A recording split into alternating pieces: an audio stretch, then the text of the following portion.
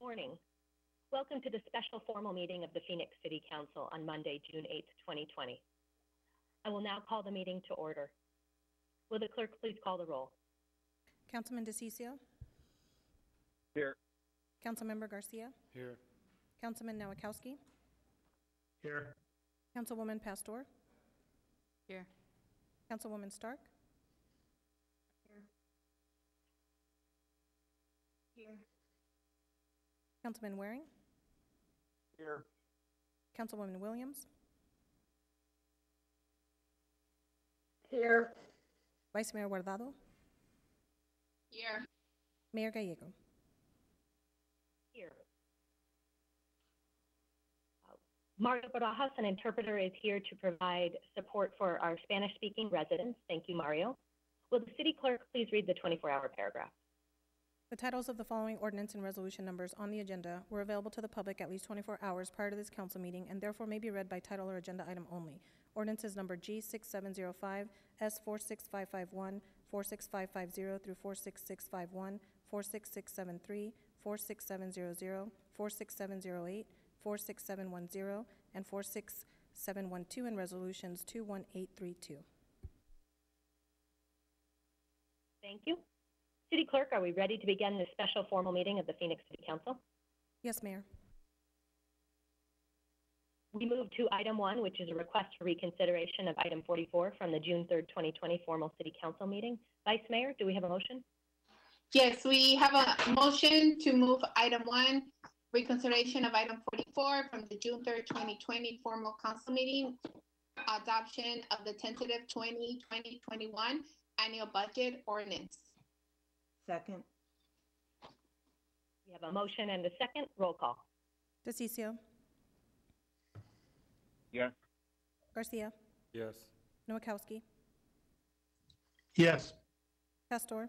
Yes. Stark? Yes. Waring? Yes. Williams? Yes. Guardado? Yes. Gallego? Yes. 9-0. Motion passes unanimously. We next go to item number 2, which is the reconsideration of item 44 from the June 3rd, 2020 formal council meeting, the adoption of the tentative 2020-21 annual budget. Vice Mayor, do we have a motion? Yes, we have a motion to approve item 2.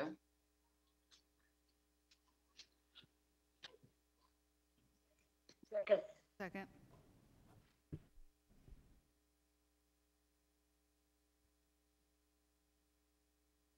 Mayor? Any council member comments? Mayor? Yes.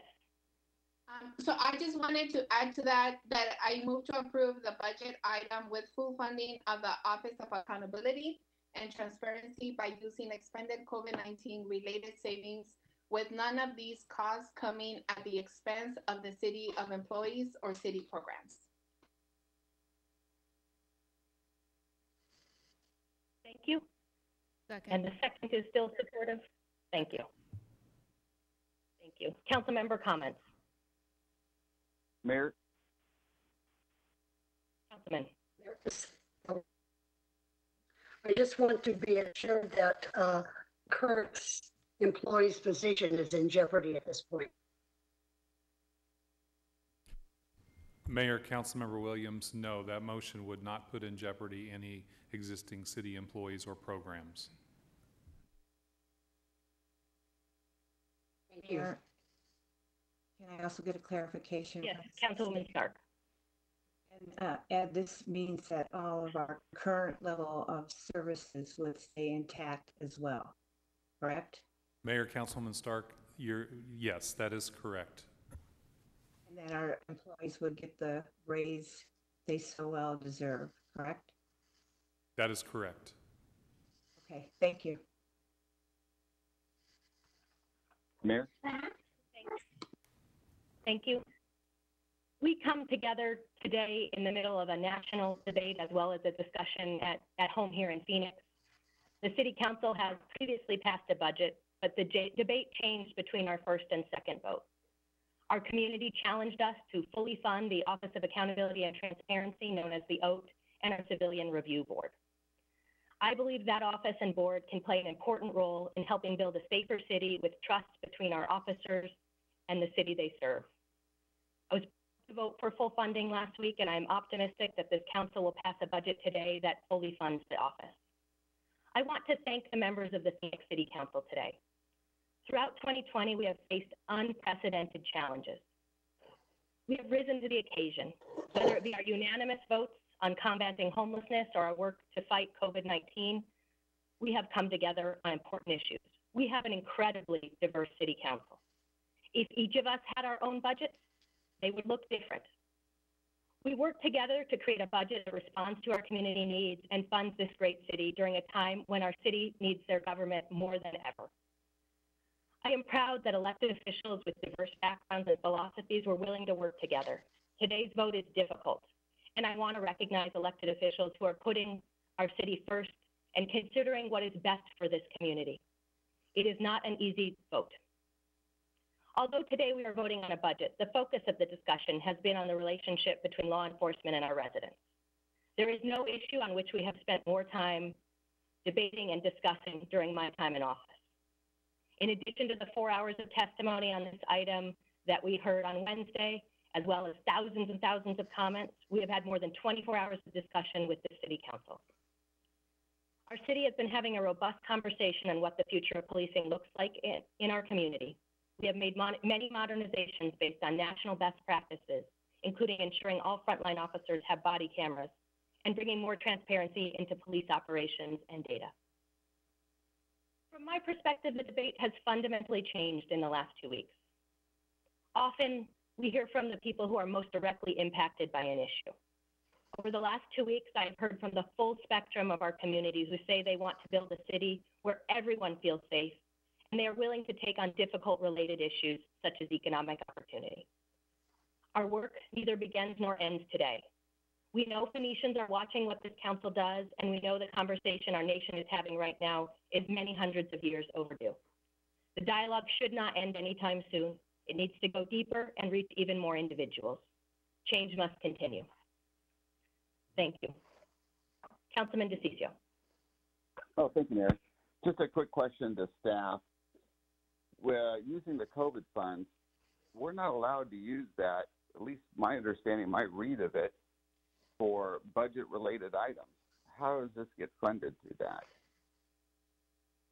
Mayor, Councilman DeCiccio, our Deputy City Manager Jeff Barton can respond to that. Mayor, members of the council, Councilman DeCiccio, very good question. As you recall, back when the CARES Act was originally passed by the feds, they did also allocate about 80 hours worth of leave, additional leave for individuals to take if they were quarantined, if they were caring for a kid and they had no daycare. That leave we collected into separate leave codes, and so after looking at that, we now know that we have leave that can be reimbursed through COVID, which would generate savings to the city. How much? We have about $2 million worth of savings from those, but there are a couple of codes that don't really fall to the bottom line, so there's at least $1.5 million to $1.7 million, I believe, last time I looked. So where does the other monies come from? Mayor, members of the council, again, there are a number of places where we're saving money right now. As you know, we do not have our pools open right now, so pools are saving some money. We also, on Friday, I asked the county to expedite to me the jail bill. I thought they would only get me the 11-month bill. They actually were able to get me the full year-end bill. So we've also got jail savings of between $1.5 to $2 million next year that would also go to the bottom line. We also did get our final billing from the state for next fiscal year for them collecting our sales tax, and that's also about $500,000. And then I believe because the senior centers are closed as well, we have savings there. More than likely, yes, we do. But some of those staff are still working. They're just working remotely, so they're not completely closed like our pools are closed. So the savings will come from approximately $1.5 million from, whatever the leave monies are, and I'll ask you about that in a second. Then the rest of it is from savings because everything's still shut down. Councilman DeCiccio, Mayor, members of council, that is correct. And in addition, I would just Okay. say one difference, though, is we do also recognize some savings from our jail billing estimate, and so those savings are also available for this as well. Right. Okay, in jail. So my question to you then is this, is that even if you have the COVID family leave monies, how does that work when it's still funding a budget item? Mayor, members of the council, the COVID relief fund dollars are able to be used for COVID-derived expenses. And so that leave that the feds actually allocated to every employee is a COVID-related expense. And even though it's budgeted, it's going to essentially allow us, because the guidance allows for this, allows us to reimburse ourselves for costs related to COVID. That leave is a COVID expense. And so we have gotten guidance from the feds that says that's allowable. We are not the only city in the country that is doing that. We've also had multiple conversations with the GFOA, the Government Finance Officers Association, in which that's also one of the recommendations that's flowing through there as well. Well, I don't think it's legal, but that's my opinion. I don't know that, Jeff. You know what I mean? I just don't believe it is legal. Councilman, all right. Well, thank you for being direct. Oh, go ahead. Go ahead. I would just tell you, if you recall back to our strategic plan with the $293 million, we did have, this was part of that plan that you adopted. Part of the leave attached to that was also a part of that plan. So this is just now just fine tuning what we've experienced thus far. So the bottom line is that it's still a budget number. It's still monies that could have gone into the budget at the end of the day, is what you're saying, correct? That is correct. And these so-called savings from parks and senior centers and pools and all that are still monies that could have gone into the budget. I mean, at the end of the day, it's just budget. It's all the same, just what we call it, correct? Councilman DeCiccio, those would be budgeted expenses that we're not going to bear, so they are savings to us from a budgetary perspective. Right. Yeah, but they're still part of the budget. Okay, Mayor, I don't have anything else to say. Thank you. Thank you, Councilman. Vice Mayor. Mayor, thank you so much. I just wanted to say that I am fully in support for our city's office to support and fund accountability and transparency. In the coming weeks and months, we would need to engage in a larger policy conversation to build out better practices with our police departments. I am thankful to Councilwoman Williams and Councilmember Garcia for their leadership on the ad hoc committee, and I am hopeful that the hard conversations that have been taking place within this group of community leaders will lead into positive change. I support the cause for an increased focus on mental health and trauma response within our police department. I believe we need to focus more on pairing these sorts of services with an ongoing training for our officers. I am hopeful that our council can take a step back and reevaluate and process to work together in creating a better department. And as someone, I was only 14 years old when the Rodney Kings happened in South Central Los Angeles, and seeing what happened in the last couple of weeks, I am very proud and happy that we are now, as the council, going to figure out how do we make sure that we're not back in this place a year from now. So thank you so much, Mayor. Well said, Vice Mayor. Thank you. Mayor? Councilwoman Williams.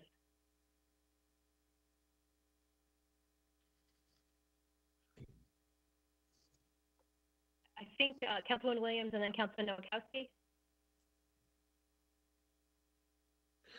I just want to say I'm very pleased. I sit on the ad hoc committee, and we have already made many changes that I think are beneficial to the department and to the community. But I am especially proud of the police department and the fire department for how they have handled the last week. I think they have shown the nation the correct way to do it.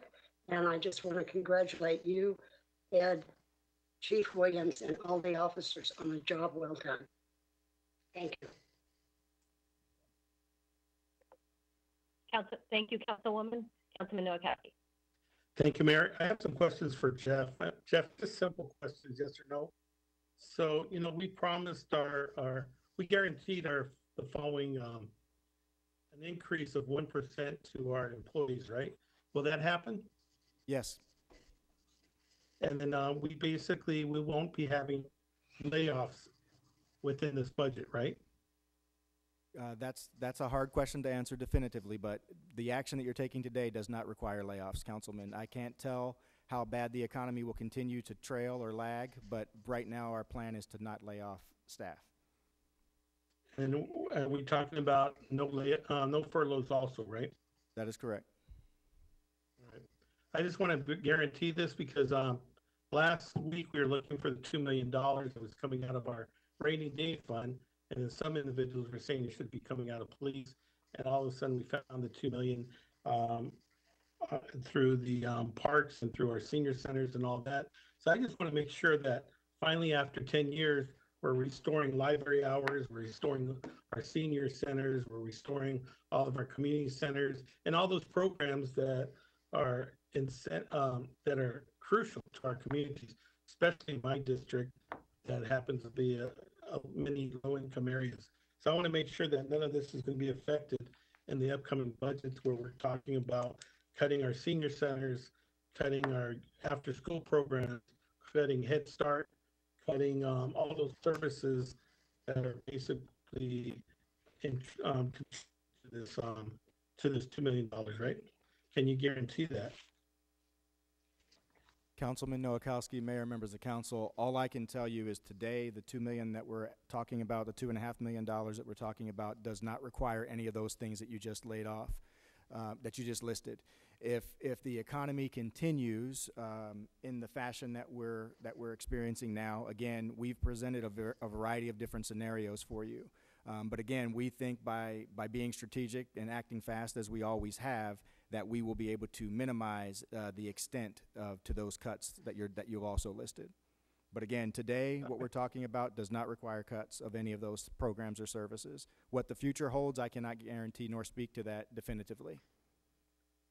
All right, and then a question to our city manager. And I think you asked each department to actually stop spending money and to have a hiring freeze. Why did we do that? I was just wondering. Yeah, thank you, Mayor. Councilman Nowakowski. So back in March, when the COVID really locked the economy down, we looked forward and said that we needed to be very careful with our spending through the rest of the year. So you are correct. I did instruct departments to freeze their hiring of non-essential employees and to reduce spending on as many things as possible while still being able to continue providing service.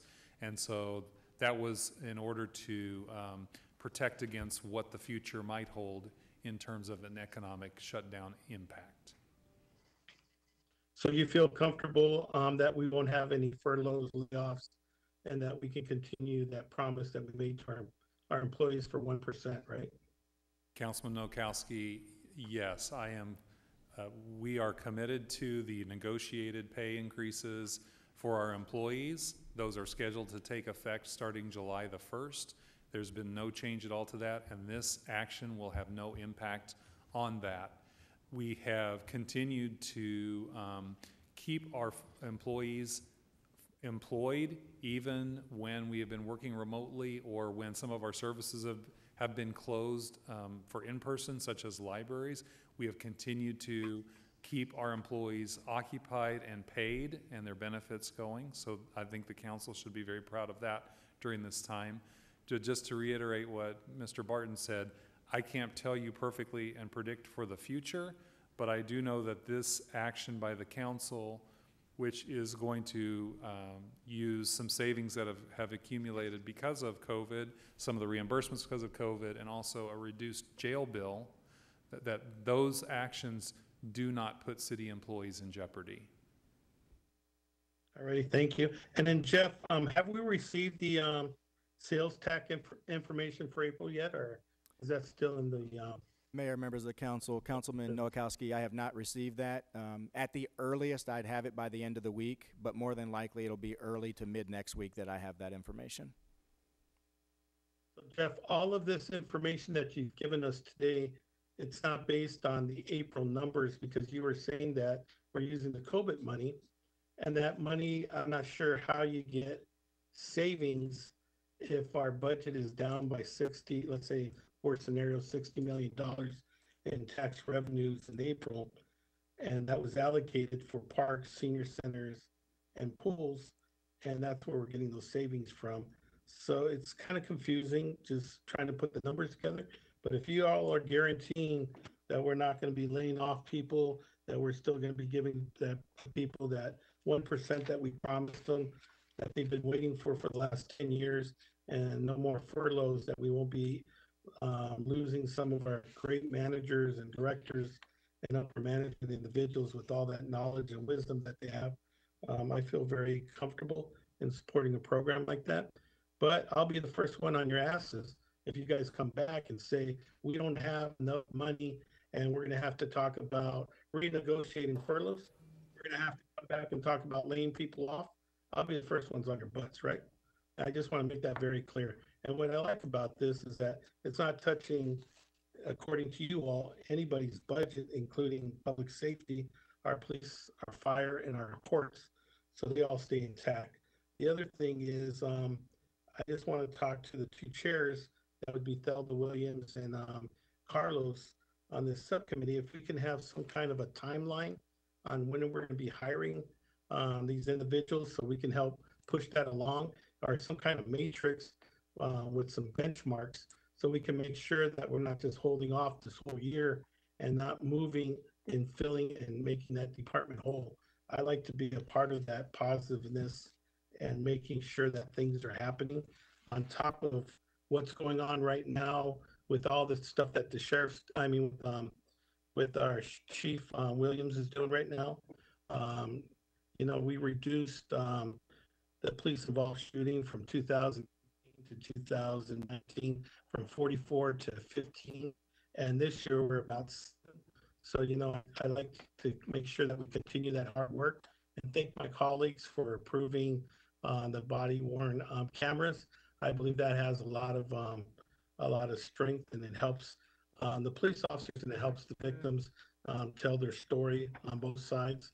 And I like the whole community policing that's been out there for the last 2 years and the involvement in our communities. So thank you all. And I believe that if we continue with this and reinforce it with this new committee and making sure we get the right people in those positions and pushing it as soon as possible, we should make this happen. So once again, if Carlos and Thelda, if you guys can come up with some timelines and some type of matrix of when we're going to open up this office, hire these individuals, that'd be great. Thank you.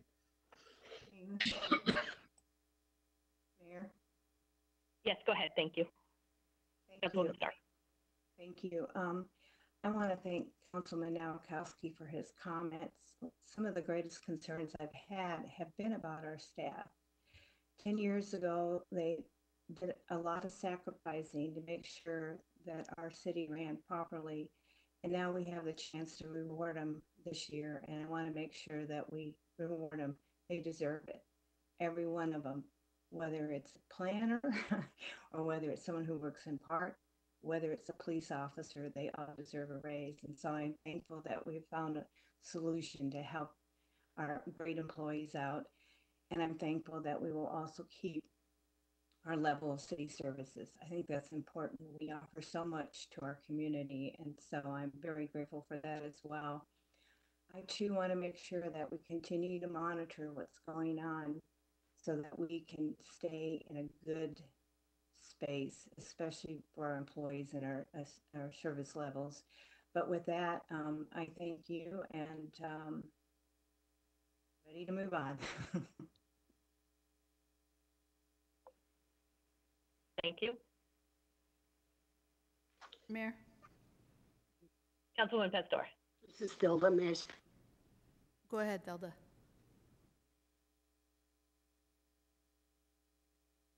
Oh,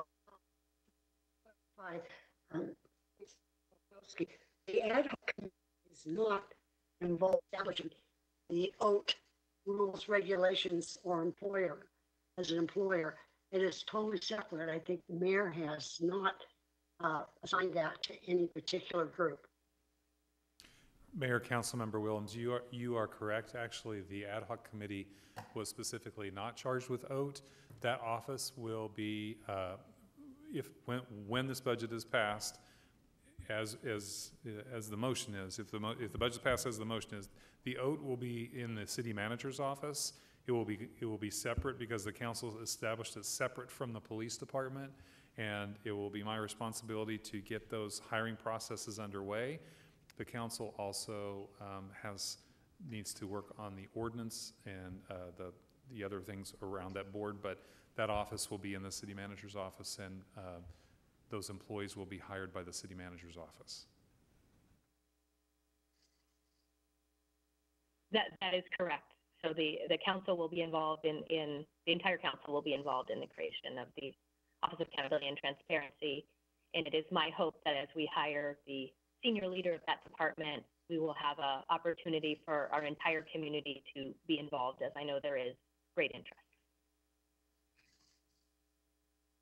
And so everyone, including our officers, our retirees, community members, advocates can all be involved in making sure we develop the office in a way that is also public and transparent.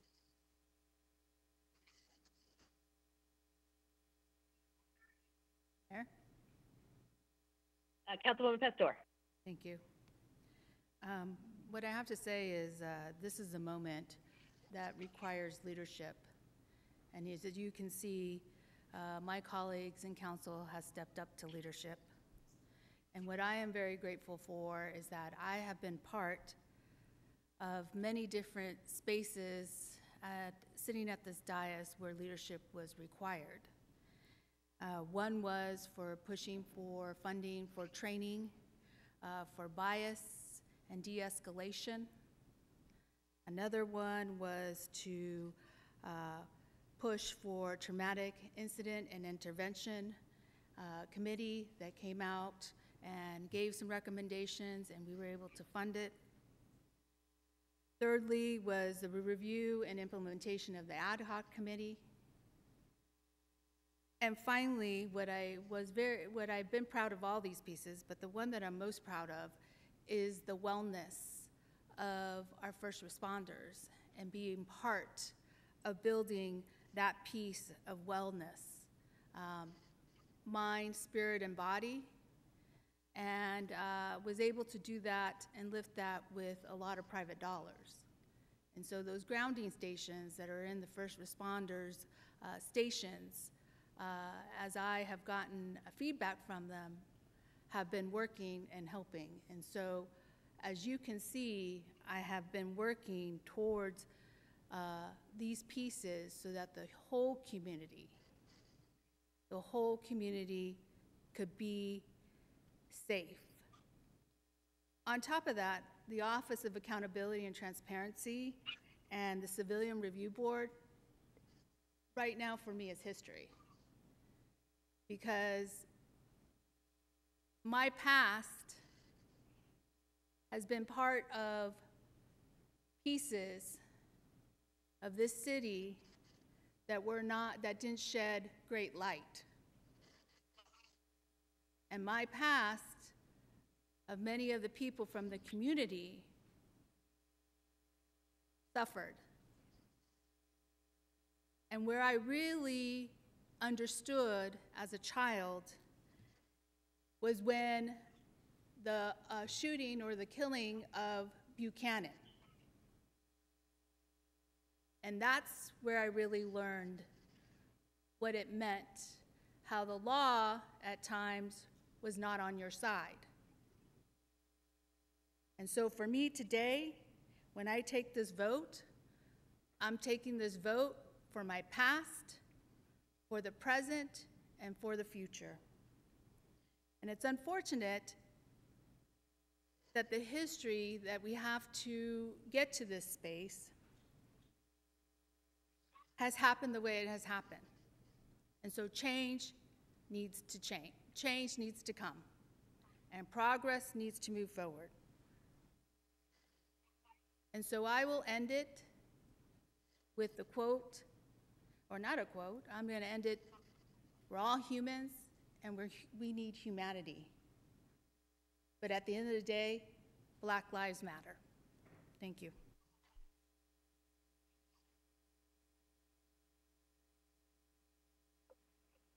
Thank you, Councilwoman.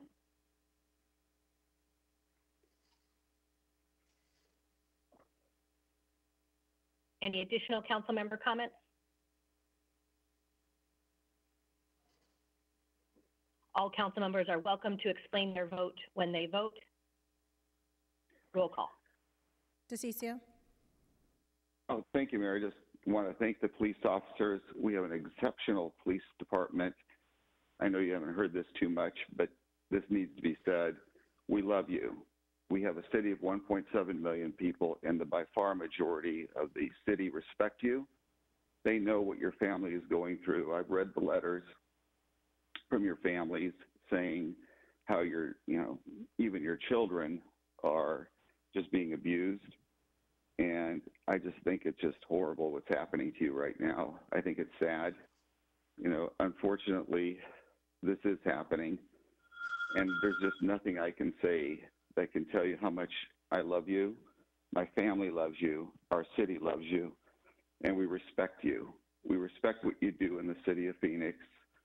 You've done everything right in your lives. You go to church, you volunteer, you send your families out. That's all they do. They volunteer. You have softball, you have Little League. Your coaches across our entire city. And it's not just you here in Phoenix. It's across the entire state of Arizona. The majority of us respect you. And we know how hard your job is. Every day you don't know if you're coming home. Your spouse doesn't know that. You've heard me say this before. It's your spouses that deal with this more than you do. You put on your clothes, you put on your badge, you walk out that door, you don't know what's going to happen, but your spouse internalizes this more than you do. And we respect them too. I'm sorry what's happening today. I apologize to you. I'm just sorry that you're being treated the way you are. It's completely unnecessary. You've done everything right. Thank you, Mayor. DeCiccio? Was that a no? Oh, no. Oh, sorry, there was a no. Thank you. Garcia? I just want to make a couple of comments, Mayor. The budget is a moral document. It reflects our value as a city, and it reflects how we value our community. When we hear our community say, defund the police, they're actually asking us to invest in them.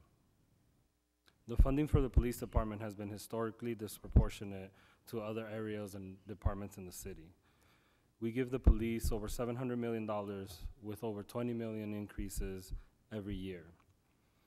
This council consistently approves millions of dollars in new weapons and surveillance when we only allocate 20 million to transportation, 168 million to community services that support and enrich our communities, when we have a fire department that doesn't have enough ambulances, when we have crumbling infrastructure of water pipes and roads and need investment.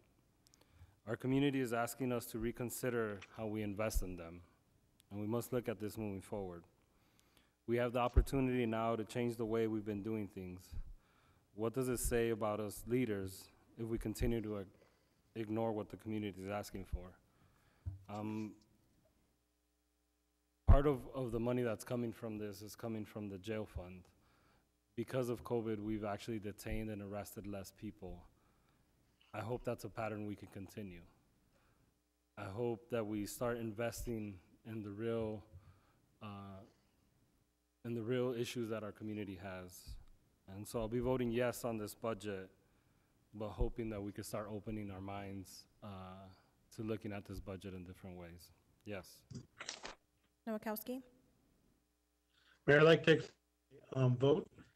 First of all, I want to thank all of our employees that sacrificed the last 10 years of their lives and giving back to this great city of ours by providing all the programs and all the services, maybe not at full speed, but at furloughs. Your sacrifices were able to at least open up our senior centers, not maybe fully, but most of them. And then, all the park services and all the after-school programs and community centers. So I want to thank you all for your sacrifice. We promise that when times turn better, that we'll be there for you all. You heard the commitment from Jeff and from Ed, that they both said that we're going to make that commitment that we promised you on that 1%, and that there'll be no layoffs and that there'll be no more furloughs this coming year, and that this was not going to affect any of that. So hope that they keep with their promises, and that for sure we'll continue to advocate to make sure that they keep their words on that, and that we'll make sure that our employees that made those sacrifices, all the way from our public safety to our parks to our communities to seniors to neighborhood services to public works, all you individuals, thank you, and I'll be voting yes on this. Pastor? I'll be voting yes, and I want to thank all my colleagues, and I also want to thank our city employees. Stark?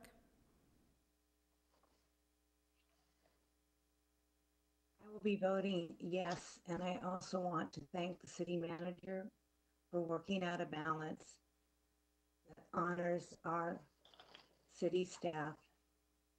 Thank you. Waring? No. Williams? Yes. Guardado? Yes, but I'm also going to explain my vote. I just want to make sure, and I'm very committed to this. I know we've had different conversations with different council members, with the mayor about, making sure that we can start some different dialogue as well, like in terms of bringing people together, making sure that people can start understanding each other, making sure that we can all learn to talk to each other from the different perspectives that we may be coming from. I think the time is now.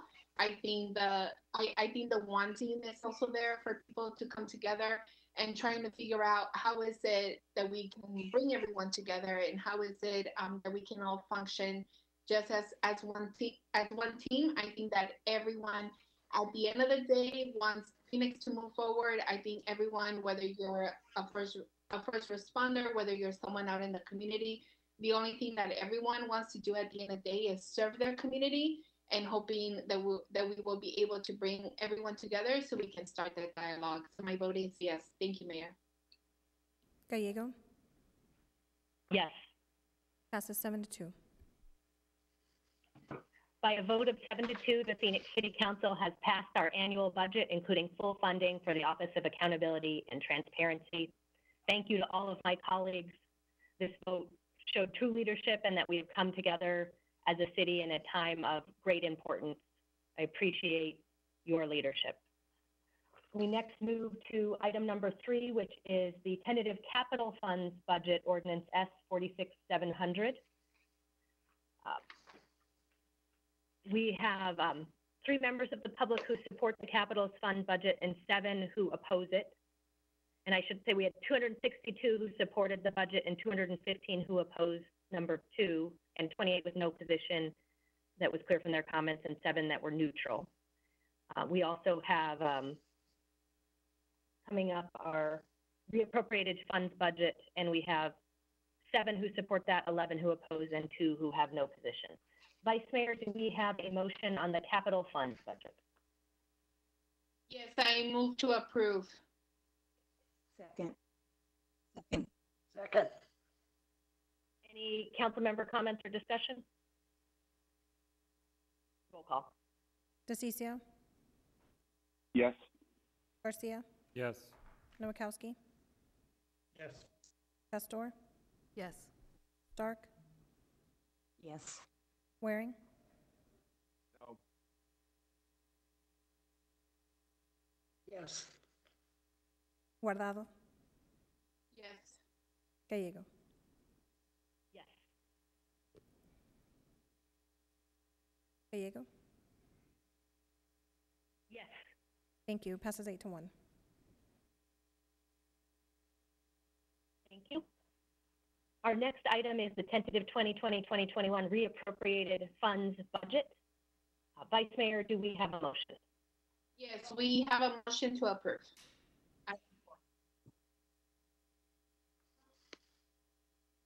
Second. Okay. We have a motion and a second. Any council member questions or comments? Mayor, may I say something? It's Jim. Please do, Councilman Waring. I'm sure Jeff is sitting there. If I just basically summarize what this item is, it's leftover bills that we still have to pay. Is that fair, Jeff? It's not the budget. Mayor, members of the council, you are absolutely correct, Councilman Waring. Thank you.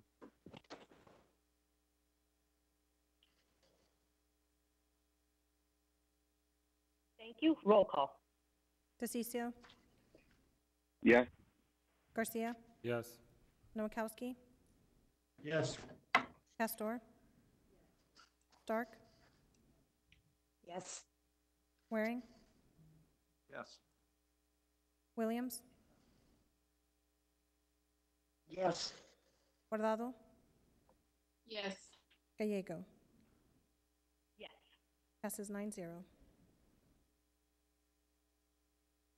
Thank you. This concludes our budget items for today. We will next move to item number 5 on today's agenda, which is the public hearing and resolution adopting the downtown redevelopment area boundaries. I will open the public hearing. For our city staff, do we have any members of the public wishing to comment on the redevelopment area boundaries? No, Mayor. I will close the public hearing. Council member comments. Mayor? Councilmember Garcia. Mayor, I want a motion for item 5, public hearing resolution adopting the legal findings to recertify and update the downtown redevelopment area. I move to approve the recertification of downtown redevelopment area and accept the findings that the revised area presented by staff, the criteria to declare it slum and blighted pursuant to the laws approved by the Land Use and Livability Subcommittee. This action also extinguishes some portions of prior redevelopment areas. In addition, staff needs to work with the community to form a neighborhood advisory committee to advise the consultant and staff on formation of the redevelopment area plan. Membership on the committee shall be limited to one person from each registered neighborhood association or major community organization within the designated area. Staff shall provide training to the committee on how to engage in project development process. Staff should also assist the committee to develop how to engage in project development process. Staff should also assist the committee to develop guidelines that seek to minimize gentrification and displacement as legally permitted. Finally, the committee should help to identify locations for equitable projects as part of the planning process. And with that, just acknowledging all the work that staff has done and also that the community groups in the land reuse area near the airport have done, and the recognizing the aviation department who's led a community process of redesigning the area for the last 2 to 4 years. And so that's the motion, Mayor. Second. Thank you. It's been a process. There's much community involvement still to come with this fall's process. So thank you, council member. Any additional council member comments?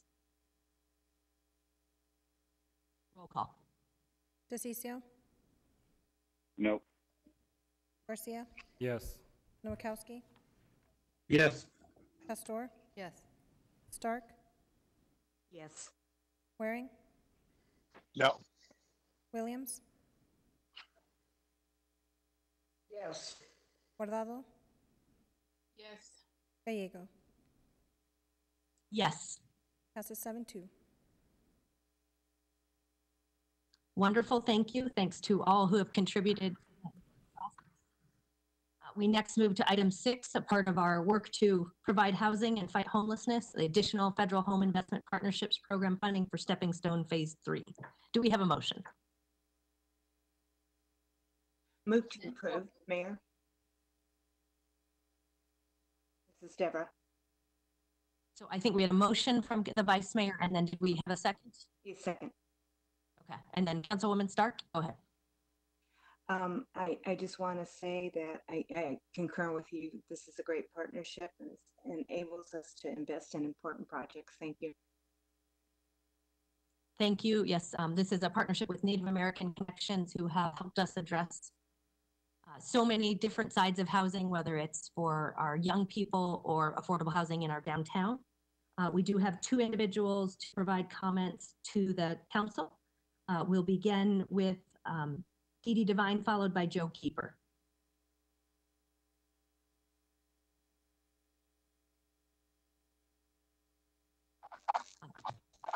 Where's yours? Hello, Mayor. Can you hear me? Yes, we can. This is Dee Dee Devine, the CEO of Native American Connections, and Stepping Stone is the phase 3 of 120 units of permanent supportive housing for chronic homeless individuals. At that site, we serve people living with HIV/AIDS, veterans, people who have mental illness, and it will be open in September. So we know that during this heat and during this challenging time of COVID, that housing for homeless is extremely important, and we're very excited to add another 42 units of housing for the homeless community. And we do also really appreciate our partnership in solving homelessness with the City of Phoenix. Thank you. September can't come. Our next turn to Joe. The floor is yours. Mayor and Council, can you please hear me? We can. Oh, excellent. Okay. Well, good morning, and thank you for the opportunity to speak. Really just want to ditto Dee Dee's comments earlier.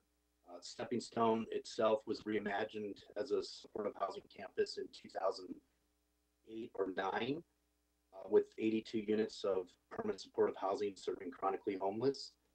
And as Dee said, we're adding an additional 42 units on the site that will really complete that campus and assist in the efforts of providing supportive housing for those most vulnerable in our community. Thank you very much.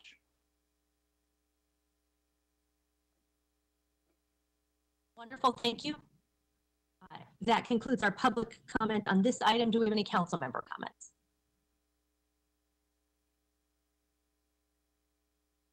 Roll call.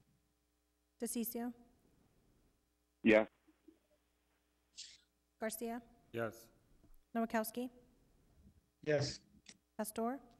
Yes. Stark? Yes. Waring? Yes.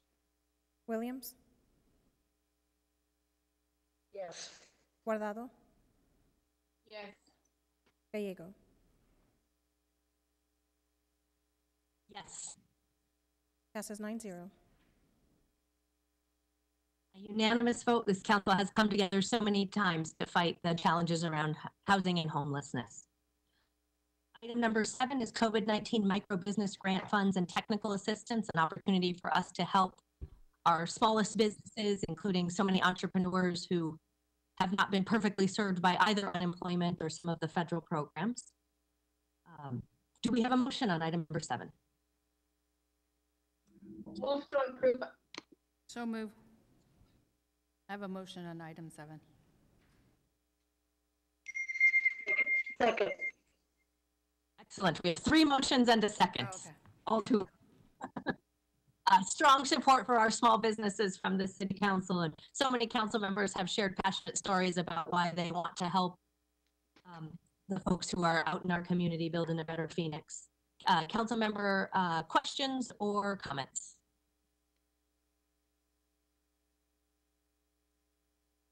Roll call. Mayor, I have a question really quick. I'm sorry. This is Councilman Nowakowski. Please go ahead, Councilman Nowakowski.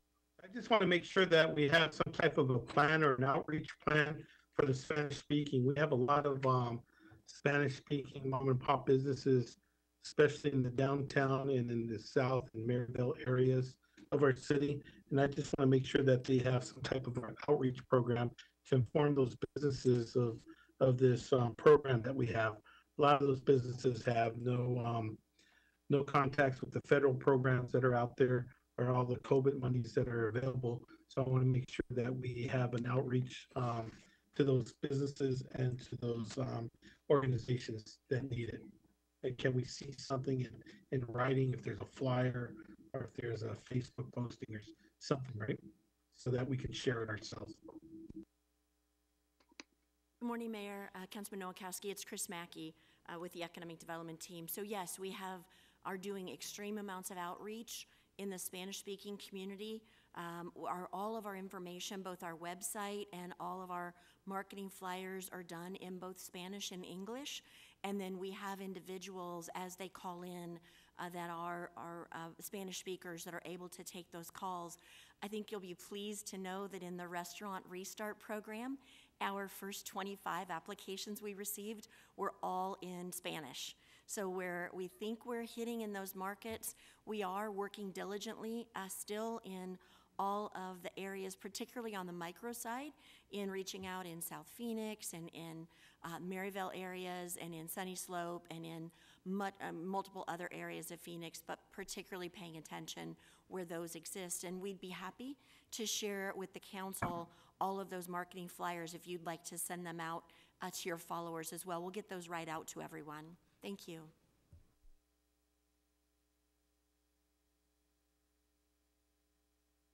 Thank you, Chris. Thank you, Councilman Nowakowski. Good suggestion. Next, we will actually go to the public for comment. If our staff is ready, we'll open up the phones, and Charlene Tarver, a member of our Industrial Development Authority Board, is. IDA has been our key partner on. Yes, good afternoon. Good afternoon, Mayor and Council, members of the Council. First, I'd like to thank you for all of your leadership. I also would like to acknowledge the hard work of our employees and our executives who give tirelessly and have a strong demonstrated commitment to making Phoenix one of the best all-American cities. Our sense of community is established through opportunity and access to resources and services, and that access has to be available to all members of our community. I agree emphatically with Councilman Garcia that our city's budget is a reflection of our values as a city, and those values should and must include resources, programming, and services focused on workforce training and readiness, technology infrastructure, grocery stores and farmers markets, summer youth programming, summer youth job training, community centers, parks, pools, and libraries, and other opportunities for cultural and civic engagement.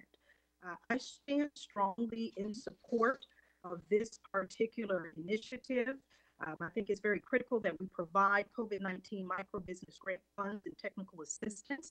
I would like to also urge the City Council, with everything that I have just said, that we look at ways to provide resources to the African American community. We are saying that Black Lives Matter across this city and this state. With the $1.9 billion that has been received, there have been no efforts to provide resources that are tailored to the unique needs and circumstances of the African American community. And so while I stand with the immigrant community and with our refugee community, our Native communities, our LGBTQ, and across our city, very diverse communities, I stand today in support of them. I urge the city to look at ways to partner with and create bills and initiatives that will provide resources for the African American community, which is one of our most marginalized communities. Thank you, Mayor and Council, for your time. Thank you. Any additional, that concludes our testimony on this item. Any additional comments from our council members? Roll call. DeCiccio? No. Garcia? Yes. Nowakowski? Yes. Pastor? Yes. Stark? Come on, Waring. Yes. Waring? No. Do I have to add a question mark to no, like Laura did with her yes? Wow. Well, it was like yes. I'm voting no. Williams?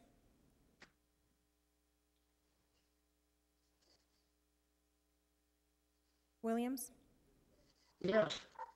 Guardado, Yes. Gallego, Yes. passes 7-2.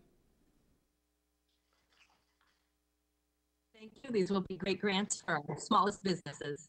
We next move to item number 8, which is related to our food aid and to enter into contracts with LISC and Local First Arizona Foundation.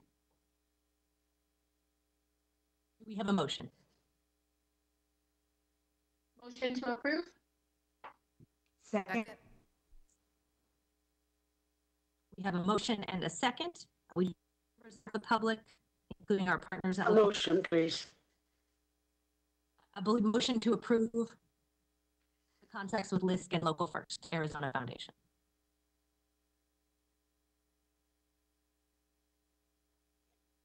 I'm having trouble with the sound.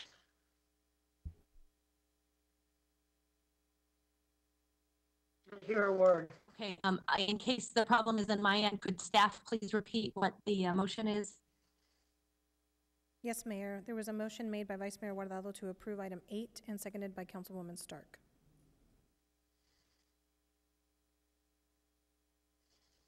While we work out council members' sound, why don't we go to the phone to hear from the public and our partners? We will begin with Jessica Gonzalez from LISC, followed by Kimber Lanning, followed by Charlene Tarver. Jessica, when you are ready, the floor is yours. Good afternoon, Mayor and Council. Can you hear me? We can, thank you. Wonderful. Thank you for the time.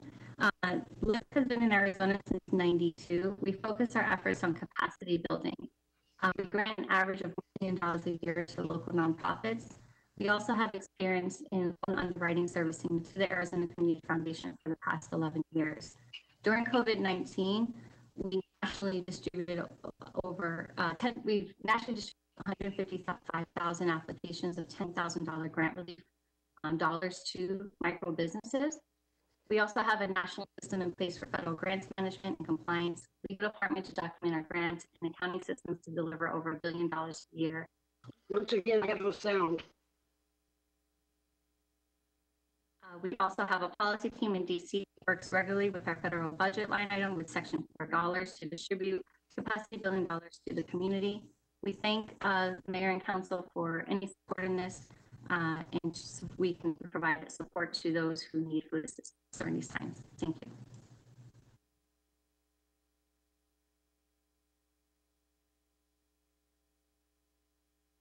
Thank you for your testimony. I have no sound. I think our IT professionals will be contacting Councilwoman Williams to see if we can address the challenges she is facing. I appreciate everyone working with us as we try to fight COVID-19 and socially distance. I'm looking forward to when we have a vaccine and we're all back together, or whatever is the milestone that helps us with this. We will next go to Kimber Lanning, followed by Charlene. Kimber, the floor is yours. We can hear you. Thank you. Members of the council, Local First Arizona was founded in 2003. We are the largest local business coalition in the country. We most recently raised $1.3 million and distributed those funds to small businesses. Over 500 businesses received small grants through Local First Arizona. We work through a diverse array of networks of partnering organizations, as well as food producers, restaurants, and other small businesses. We have worked extensively in partnership in many underserved areas across the valley, working with food producers to put food boxes in place and deliver those to families in need. And we've demonstrated partnerships with restaurants and event venues, as well as mobile markets and caterers to get food and small grants into the hands of small business owners and families, most importantly, who need the support. We're very excited that the council is considering this proposal, which is incredibly innovative and will help us support these small businesses by giving them the work while at the same time feeding those families that are most in need. So thank you for your consideration. Thank you. Thank you for your service to our community. Charlene Tarver. Yes, again, Mayor and Council, again, thank you for your leadership on the Office of Accountability and Transparency and the Civilian Review Board. I know that we're making tremendous strides and that COVID-19 has provided very critical resources and funding for our city to be able to do so. I, like many others in our community, understand and appreciate the work of Local First. We support the work that Local First is doing.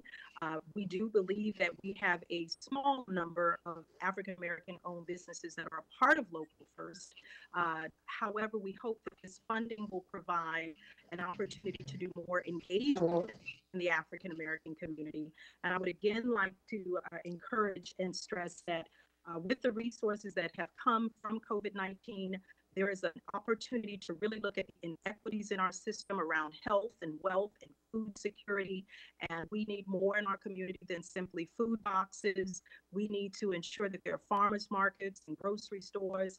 And I hope that there is an opportunity out of these very innovative partnerships, in this one in particular, an opportunity to really talk about South Mountain and South Phoenix and some of the areas that are historically held by African Americans, that there's an opportunity to really look at ways that we can build out more sustainable long-term food security, because we know that the food insecurity is what causes some of the chronic illnesses and underlying conditions that made fatality right in the COVID-19 circumstances. And so again, I want to encourage our mayor and council in supporting this particular application. I want to encourage you to continue to entertain and receive proposals and funding from our community that will address the inequities in our community, and that we use these partnerships to look at ways to serve all of the members of our community. Again, thank you for your leadership, and I am in support of the funding for LISC and for the Local First Arizona Foundation, and I am the chair of the Black Youth COVID-19 Task Force. Thank you, Charlene. Any council member comments or questions? Roll call. DeCiccio? Yes. Garcia? Yes. Nowakowski? Yes. Pastor? Yes. Stark? Yes. Waring? No. Williams? Guardado? Yes. Thank you. Guardado? Yes. Yes. Gallego? Hello? Yes. Gallego? Yes. Thank you. Passes 8-1. Thank you. Yeah, important issues for our community now. We next go to item number 9, which is Phoenix Sky Harbor concessionaire financial relief. We have 5 comments online in opposition, 1 with no position, and then we have 15 individuals to address the council, many of whom also waited through our council meeting on Wednesday. So I'm going to go ahead and begin with public comment. We'll begin with Nick Wood, followed by Kellen Wilson. Mayor, members of the council, Nick Wood, Snell, Wilmer 1, Arizona Center, and I represent HMS Host. Can you hear me okay, Mayor? Yes, we can, or at least I can. You've all known me a long time. Some of you almost 30 years, some of you only 2. And you know that when I approach cases, I always leave the emotions on the sidelines, because the first casualty of the emotion, of course, is reason. But this case is weighed heavily on me from the very beginning. And part of the reason is that not only is my client's business at risk if we don't reach an agreement, but so are the owners of all the minority businesses. It's very possible that we lose their businesses as well. And of course, then there's the almost 1,700 employees who, if we don't strike a deal, will not have a job to go back to. So as we approach this in hopes of arriving at a solution that works. These are very unique circumstances when you're dealing with the primes and subs and the employees that are there. Basically, they're captives. Their only customer base are the passengers that pass through the airport. Beginning March 7th, the floor fell out of the passenger business. The amount of business that host and the subs were doing went down to 3% of what it was the previous year, and currently they're operating at about 8%. As a result of that, the city was forced to close concourses, having no idea what the future holds, no idea when passengers will come back, in what numbers, what percentages, how much they'll spend when they do. No idea when the airports will, when the airlines will reopen their routes and what kind of volume is going to happen. And unfortunately, there's no algorithm to help us guide us out of this because this is such a new situation. And if I have just a couple of extra minutes. In the meantime, there is a MAG that is accruing at the rate of almost, for everyone, at the rate of almost $2 million a month, of $67,000 a day. So we've negotiated something that we think is a solution, and will give hope that will be going forward. And I'd be happy to answer questions you might have. To the time limits. So I think if council members have questions about the negotiations, that's fine. But for now, I want to give everyone their chance to make public comments. Thank you for honoring our time. And I know it's especially hard after people waited so long, but I am going to go ahead to Kellen Wilson, followed by Bruce Mosby.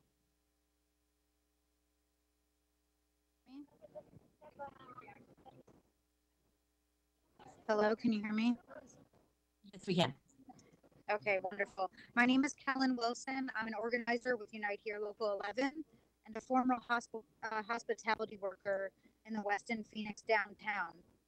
I'm speaking today in regards to the rent relief for airport concession companies like HMS Host, which Mr. Wood was speaking about. I want to make sure that you understand who works for HMS Host. At the end of 2019, 67% of the over 700 hourly employees of HMS Host were people of color, and roughly 25% were Black. When you decide to bail out these companies, while they cut health insurance coverage and job security to their furloughed staff, remember that the communities that these companies employ are majority people of color, and off of their backs does Sky Harbor keep the name America's Friendliest Airport. When you pass this item for the employers, what steps will you take to make sure that their employees, the Black and brown and Native members and all the workers in the airport, are not left high and dry with nothing but medical bills and evictions after this pandemic? I would like you all to know, which you'll hear from many of our members pretty soon, that all of their health insurance was cut in the middle of a global pandemic on June 4th. Thank you for your time. Thank you. Bruce will be next, followed by Lucia Salinas.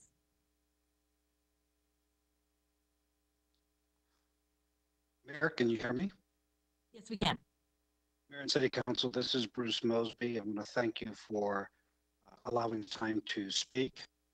I own and operate two Pete's Coffee locations in Terminal 4. And I appreciate you all taking the time to continue to look at this relief situation that we are asking for.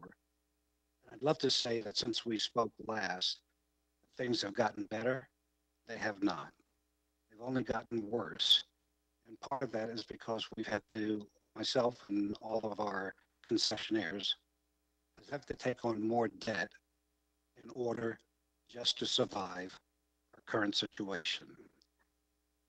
We spend time every week on conference calls with the FAA and the professionals in the airline industry. Unfortunately, all of the prognosis at this time is pointing towards the fact that we're likely not to get airline traffic back to the extent that we had pre-COVID until sometime in late 2021. If we don't get relief in the form of exchanging for MAG or percent of sales model, we will be out of business long before 2021 gets here. So we would ask you to please help us out here in the airport by changing the MAG to a percent of sales. Thank you. Thank you.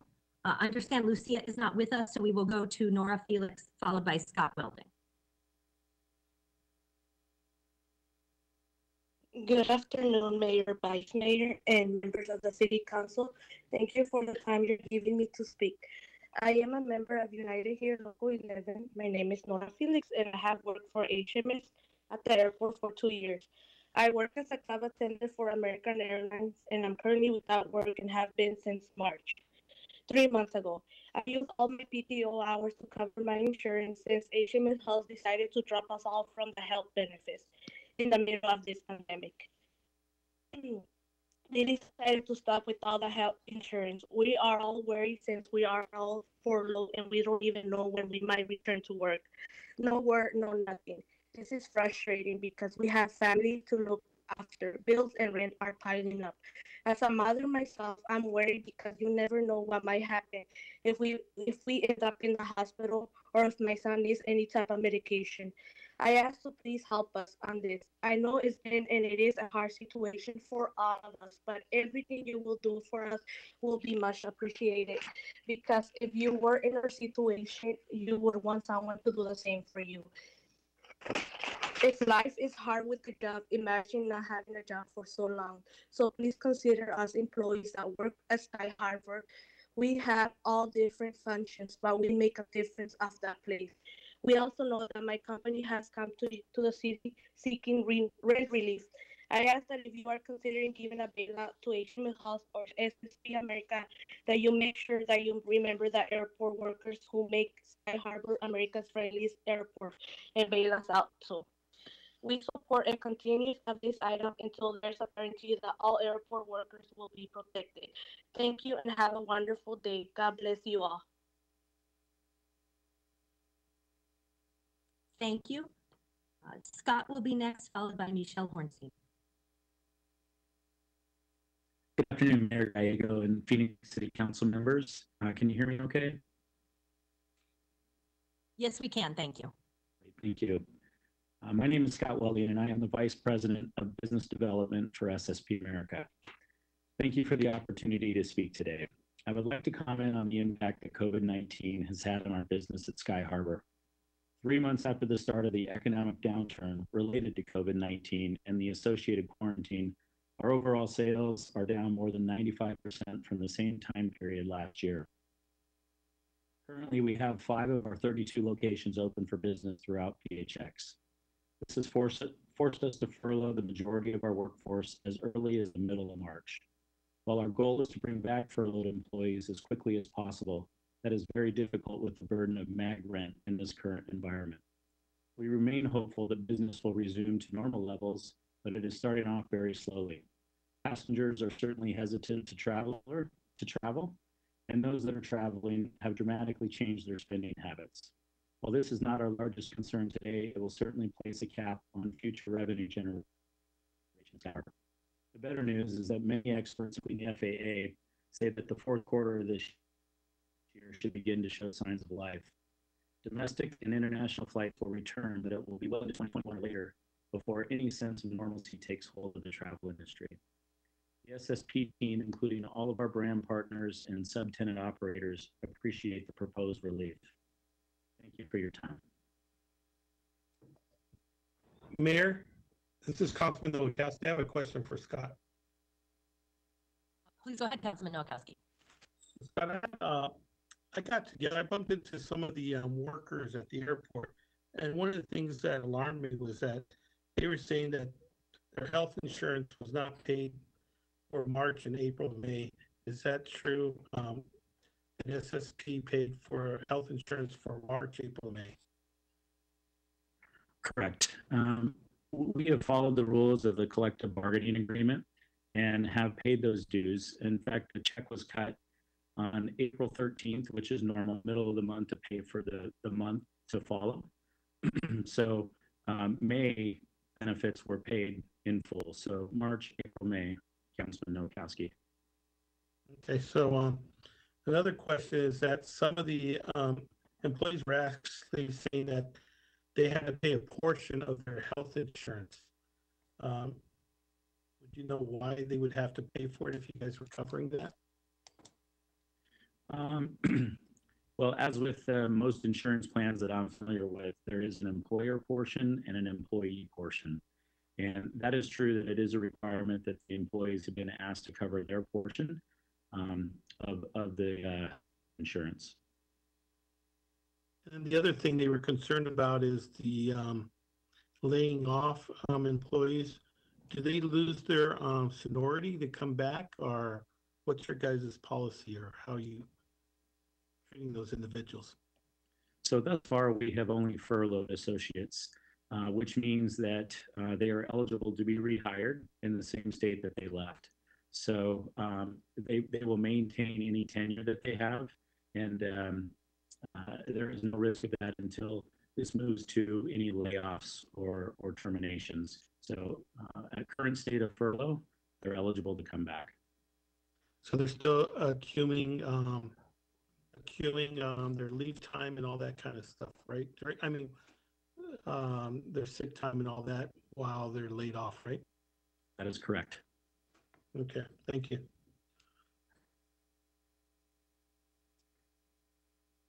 Thank you. We will next go to Michelle Gonzalo de la Molena.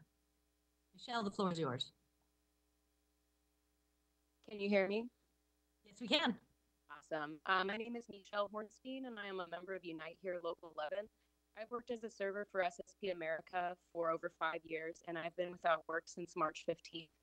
I have insurance with my employer and use it often for my ongoing health issues and for my daughter, Noah.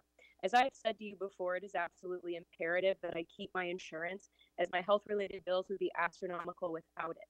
Between March and May, I would have had to spend almost $8,000 without insurance for scans, ultrasounds, blood work, echocardiogram, follow-up visits, and medication.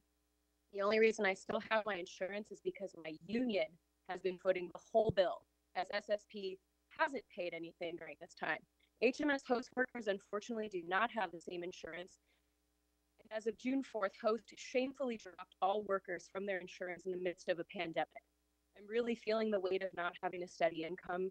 Unemployment is helping, but none of my bills have been deferred any longer. My landlord will no longer work with my financial situation, and I've been denied for both nutritional assistance and rental relief programs. Once the federal unemployment money is gone next month, I will be making $240 per week minus taxes, which comes out to a whopping $216 each week. This is a disgrace and a massive slap in the faces of those of us who generate billions of dollars every year for the city of Phoenix. How are we to survive on $864 a month? That doesn't even cover my rent.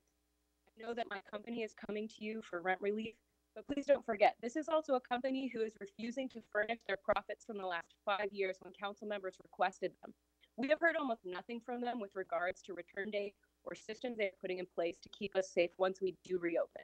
We cannot rely on them to do what's right by its employees.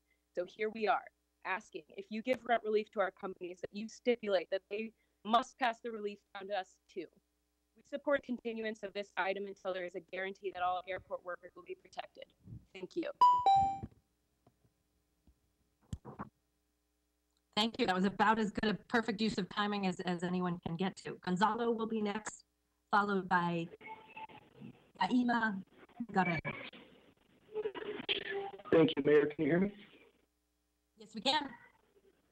Good afternoon. My name is Gonzalo de la Molena. I'm a small business owner and joint venture partner at Sky Harbor International Airport.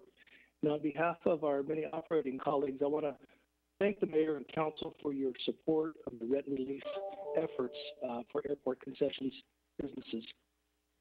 As you all know, we are in unprecedented times. It's no fault of our own, and we are still in and will be in a survival mode for an extended period of time.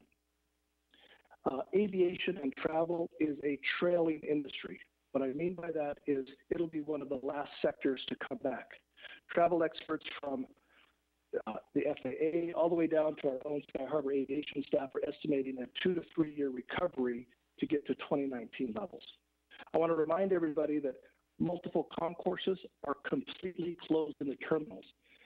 94 of the 111 restaurants and retail shops are completely closed. That's greater than 85% of the restaurants and retails. I want to restate the importance that our airport, Sky Harbor, is the largest economic generator in our state, and that the majority of our small business operators are women and minority business owners, like Bruce Mosby, who's African American, or Gonzalo, who happens to be Hispanic, and that the supermajority of our airport workers are people of color. And conclude by saying that as concessionaires, we're part of the economic solution. Again, this problem was brought on by no fault of our own. We look forward to being able to bring back our employees, serve the traveling customers, and get back to growing the economy.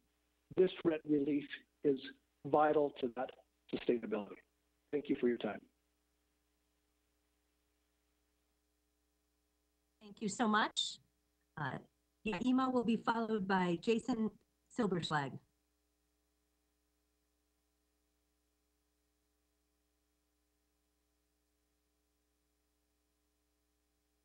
Mayor, they are not on the call. Okay, I'm sorry. Jason will be next, followed by Vincent Ambrosino. Hello, thank you for allowing us to speak on this matter today, Mayor and City Council members. I just wanted to let you know that as a business owner in Phoenix and in other cities in Arizona, not being able to have the rent relief at Sky Harbor puts our entire business at risk. It doesn't just put our Sky Harbor location at risk, it actually affects our other location in Phoenix all the way down to Tucson. So I thank you for taking the time to hear us today, and I ask that you would please allow us to have this rent relief to keep our city and our state moving forward. Thank you. Thank you. Vincent is next, followed by Tracy Gunderson.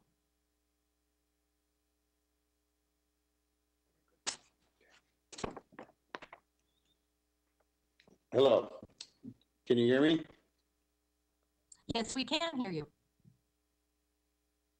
Hi, good afternoon, Mayor, Vice Mayor, and council members. My name is Vincent Ambrosino, and I'm a member of Unite Here Local 11. I work at the Phoenix Convention Center. I am proud to serve our city and welcome visitors from around the world to a place I call my home, Phoenix. I am currently furloughed. The impact of COVID-19 on my family and myself has been very stressful. Loss of income, late getting bills paid on time as well as rent, obtaining supplies for my family, personal protective equipment has been challenging to get as well. I would like to ensure that I and my coworkers can keep our health insurance if we don't have work to come back to. I am worried about that we're opening up too soon, and I'm trying to prepare for a second round of outbreaks because I don't believe that we have a handle on COVID-19 yet. Numbers are continuing to climb. I am terrified, to say the least. I have a mother-in-law at home with under hospice care, a daughter who works for the Phoenix Convention Center as well that has a weak immune system, and a special needs grandbaby who can't leave the house as COVID-19 would be a death sentence. To visit them, it breaks my heart as family and community are most important to my life. I am married with 6 kids and I have 5 grandkids, and they are the world to me. keeping them safe means everything to me. I know my employer and the state are considering reopening more operations. Again, very concerning. Anyway, thank you for your time. I just hope the council keeps some of this in mind when they decide to input policies when reopening the convention center. Thank you. Thank you. Tracy will be next, followed by Medina Adem. City Council members. My name is Tracy Gunderson. I've worked for HMS for over 9 years, and I'm a proud member of Unite Here 11. Right now, I'm in a really tough spot because Host has canceled our health insurance, giving us only a 2-week notice. I had to get all my doctor appointments, neck injections, back injections, dentist, mammogram, my son's orthodontist, all squeezed into 2 weeks. With my mammogram, they want me to do some more testing with the ultrasound. However, I don't have health insurance now in order to proceed with the testing. I am a cancer survivor, leukemia survivor, so secondary cancer could possibly be in my future. Not only were we furloughed, but we did have to pay for our health insurance in March. I paid $516.31. April 1st invoice was $399.07. April 29th invoice was $651.40.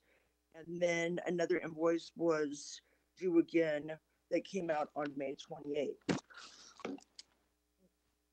In order to get COBRA, it's going to be about 5 times the cost of what we pay in our health insurance, and I just can't afford to do that. I've got 2 young sons and a husband that is self-employed. We are 3rd generation natives. My sons are 4th of Arizona, and we love our state. And I love my company, HMS Host. However, when you decide to give them rent relief, can you please remember us employees? We are the heartbeat of the company. And I thank you for your time today. God bless you. Thank you. Medina is next, followed by Carmen Quintana. Hi, my name is Medina Adam. I'm working for HMS in 24 years, but now I don't have insurance. Very hard for me. So when you go, so they making sandwich for outside. They bring it. So what do you do? I don't know. That's why my question.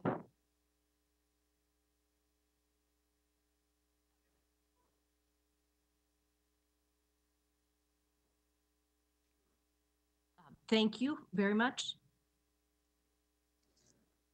We will next turn to Carmen, who is our final speaker of this agenda item. Carmen will need translation. Wonderful. Mario Barajas is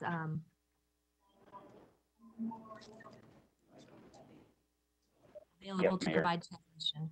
Gracias, Mario. Go ahead. Aló, mi nombre es Carmen Quintana. Yo trabajo para HMS por 33 años. Bueno, ahorita estoy sin trabajar y la compañía la semana pasada nos canceló también la aseguranza médica. Yo quisiera saber qué va a pasar con nuestra aseguranza y con nuestro trabajo. My name is Carmen Quintana, and I work for FMS. I've been working for them for 33 years, and well, right now I'm actually without a job. So our medical insurance got canceled last week, so I'd like to know what's going to happen with that. Y yo también quiero saber qué va a pasar con nuestro trabajo, porque nosotros hacíamos sándwiches, pero ahora se lo dieron a otra compañía. Yo quiero saber qué va a pasar con nuestro trabajo.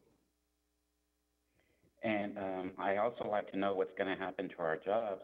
I've been making sandwiches, but they gave that to another company, so I'd like to know what's going to happen with our jobs. Como dije hace rato, yo trabajo ahí por 33 años. No sé qué va a pasar ahora con mi trabajo. Like I said earlier, I've been working there for 30 years, so I don't know what's going to happen to our jobs.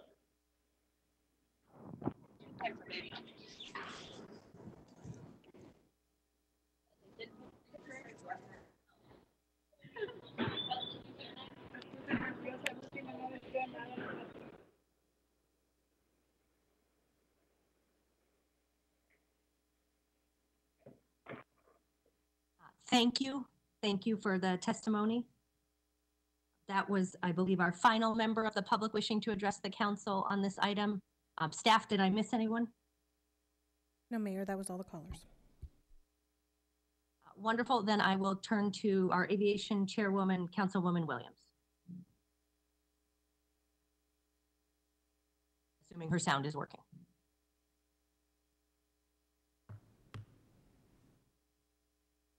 Can you hear me? Now we can hear you. I hope you can hear us. I can now hear you. Okay. Thank you. We have been working on this back and forth for 60 days, and I think it's time that we move forward. We heard some very sad stories, and I want to ensure that we still have employers for people to return to. The council has approved airport concessions and revenue leases and agreements with rental rates, fees, charges that businesses pay to aviation. Previously, we've given the aviation director authority to set and adjust airline rates and charges and adjust airport parking rates. As a result of the COVID-19 pandemic, Sky Harbor Airport passengers as of April 2020 has been reduced over 90% as compared to the same period last year. The reduced passenger activity has significantly impaired aviation businesses. I want to make a motion to approve item 9 with the following addition. That the City Council authorize the aviation director to adjust rental rates, fees, and charges for businesses at city airports through December 2020 if local market conditions decline by more than 10% compared to the same period last year, as determined by the aviation director. The aviation director will review market conditions every 3 months to determine if adjustment is needed for rental rates, fees, and charges. They should be continued, reduced, or further adjustments are warranted based on the local market conditions. If the local market conditions improve sufficiently, the aviation director can return to contracted rental fees and charges. I think it's very important that we pretend politics and move this forward. That's my motion. Second. Thank you. We have a motion and a second. Vice Mayor. Mayor? I have a bunch of questions, and they're mainly for Ed. Are you there?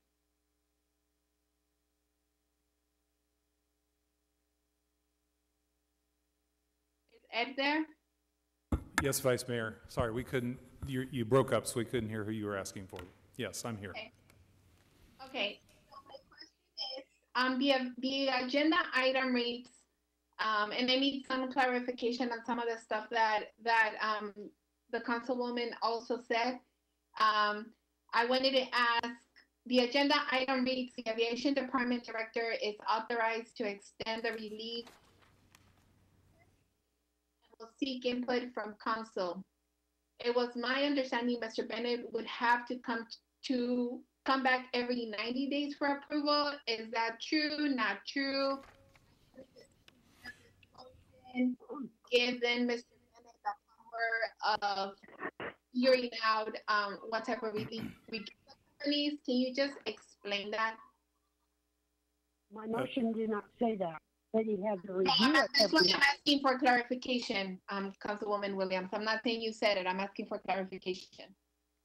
Mayor, yes, Mayor, Vice Mayor, The agenda item as written in number 9, it had been written in, for the agenda with a paragraph that discussed the Aviation Department Director being authorized to extend the financial relief in 90-day increments based on statistics and seeking input. Staff had written that as part of this item. There was some discussion about whether that was what the council had intended, so certainly the council could take that out. My understanding from hearing Councilwoman Williams' motion, though, is that her motion is actually different from that portion of it. So can you clarify that as well? What's the motion? Mayor, members of the council, Councilwoman Williams made the following motion: that the City Council authorize the Aviation Director to adjust rental rates, fees, and charges for businesses at city airports through December 2020 if local market conditions decline by more than 10% compared to the same period last year as determined by the Aviation Director.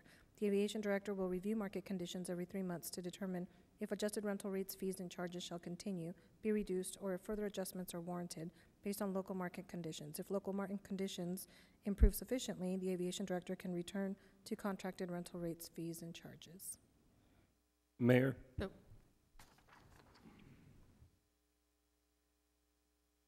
Mayor. Was that our city manager? Okay, Councilwoman or Vice Mayor, do you have additional comments, questions? No. Okay, Councilmember, is that Councilmember Garcia? Yes. Okay, Councilmember, the floor is yours.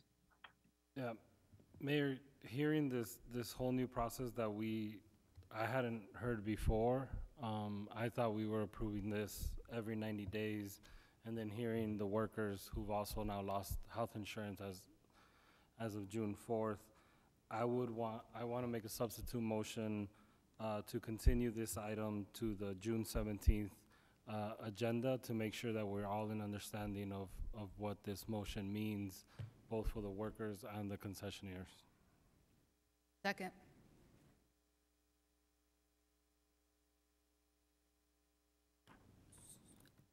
Mayor. Councilmember, so we have a substitute motion. Is that Councilwoman Pastor?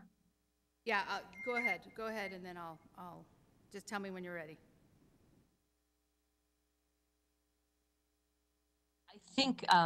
I think the only voice I heard was yours, so floor is yours, Councilwoman. Okay. I would like to get some clarity on this, on page 89. I would like to know the code that is being used for the last line and what the code provides or gives the authority to. Now, I'm not sure if I'm using the right term, code. Make sure I'm following what you're saying. Are you saying the last line is the Aviation Director will seek input from council? Is that the line you're referring to? I'm referring to that line because obviously it gives him some authority. So it is saying Aviation Director will seek input from council and city manager prior to extending financial relief terms for concession leases. Seek input is different from seeking a vote from the council. That's correct. So I want to know who gives I want to know the code or what is given to give him the authority to do that. It would only be other than us voting today. I'm sorry. That's what it would be, Councilwoman. It would be upon your vote. It doesn't exist separately. It references that. So am I hearing we're giving him the authority to do that? If I go back to the motion that's on the table as I understood it, that was read, that motion actually is different from this. That motion gives the Aviation Director authority to, well, you would have to read it again to be clear, but. Denise, in the motion, is it giving the authority to the Aviation Director to negotiate every 90 days or be able to extend the contract every 90 days, and he will then just seek input from us? He has the authority to, if say the councils, say 4 people say we don't want to extend, and 5 people say yes, he has the authority to extend without coming to council. The Mayor, Councilman Pastor, my understanding of the motion is that it grants the aviation director authority similar to what he has for airline rates and charges now. Correct. Which is, it grants the aviation director authority to use his judgment. It puts some parameters on it with some percentage of decrease in sales and puts a time limit on it of December 2020 for his authority to do that. Okay. So that's different. I understand the airport fees and all that dynamic. That is different from what we're dealing with today. And so what I'm hearing is that's what he's asking for, that authority in order to make these decisions, and doesn't have to come to council. What happens is that he can come to me and say, I'm going to extend a contract for the next 90 days. I may not be in alignment with it, but it doesn't matter because he has the authority. And then what will happen is what staff does to us is we have the ability, here's the statute or here's a code under emergency that I have the ability to do this. And so I'm asking where that language is so it can be clear on the language and what we're doing. So I think set aside the language in here because that's not what the motion is, as I understand it. The motion, as I understand it, approves the reduction in rent through June 30th, and then afterwards gives the authority to the aviation director. That authority would be granted by the council today. Through this action today. That is correct. Does not require the aviation director to seek input, although Jim's a very good aviation director and he would certainly talk to people, but it ultimately gives Jim the authority through December of 2020 to assess conditions and then grant relief. It's not renegotiating the contract, it would be I to grant never relief. said a negotiating contract. What I'm saying is then now all authority is in the aviation director and we no longer have authority. That's what I'm saying. That's my understanding of the motion, is that the council would grant to Mr. Bennett as the aviation director that authority based on the parameters of the decline year over year and the end date of that authority being December of 2020. Being actually December 31st, January 1st of 2021. I was the second on continuing this because I had confusion about this. So I think there's still some questions. And our next meeting is when? Next Wednesday? That is correct.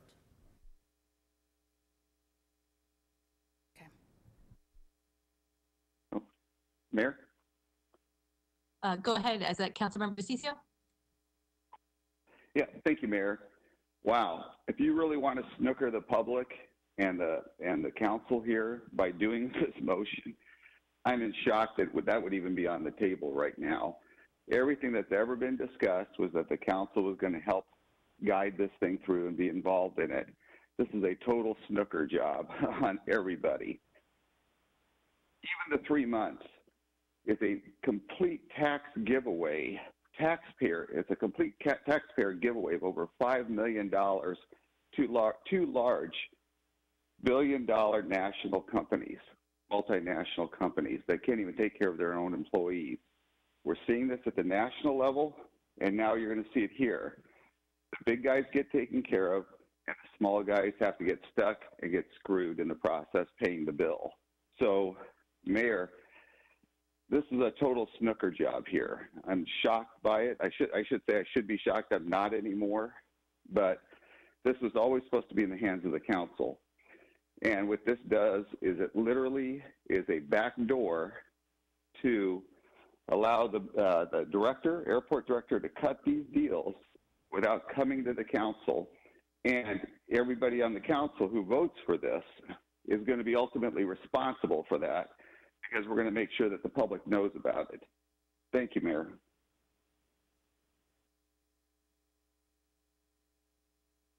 Thank you, Councilman DeCiccio. Any additional council member comments? Mayor, it's Councilwoman Pastor.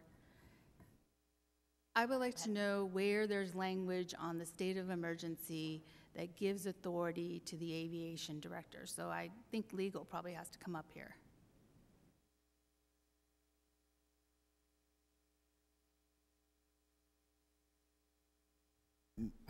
Mayor, members of the council, as I understand what we're discussing today, the council would be giving the director the authority to do this particular adjustment in the rates now. I don't believe there's any existing authority that would give him that authority. There is some authority to do some other things, but not related to this.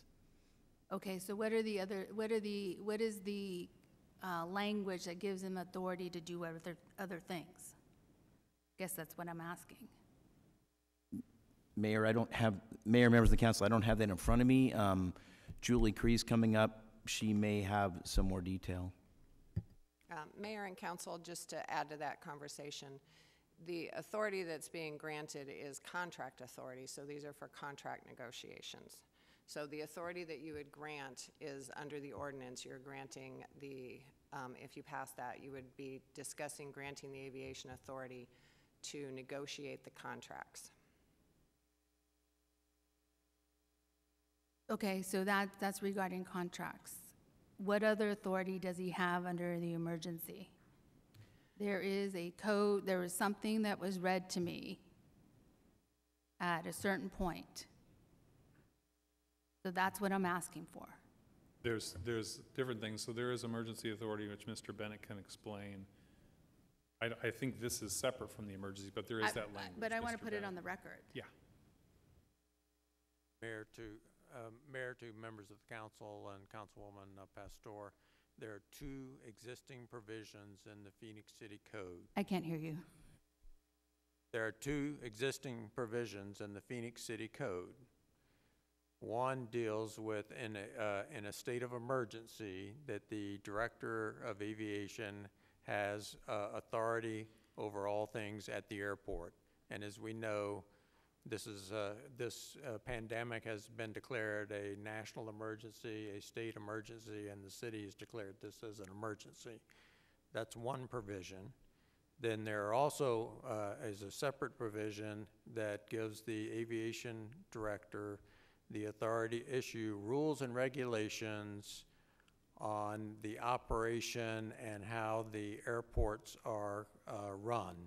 So allocating space for companies.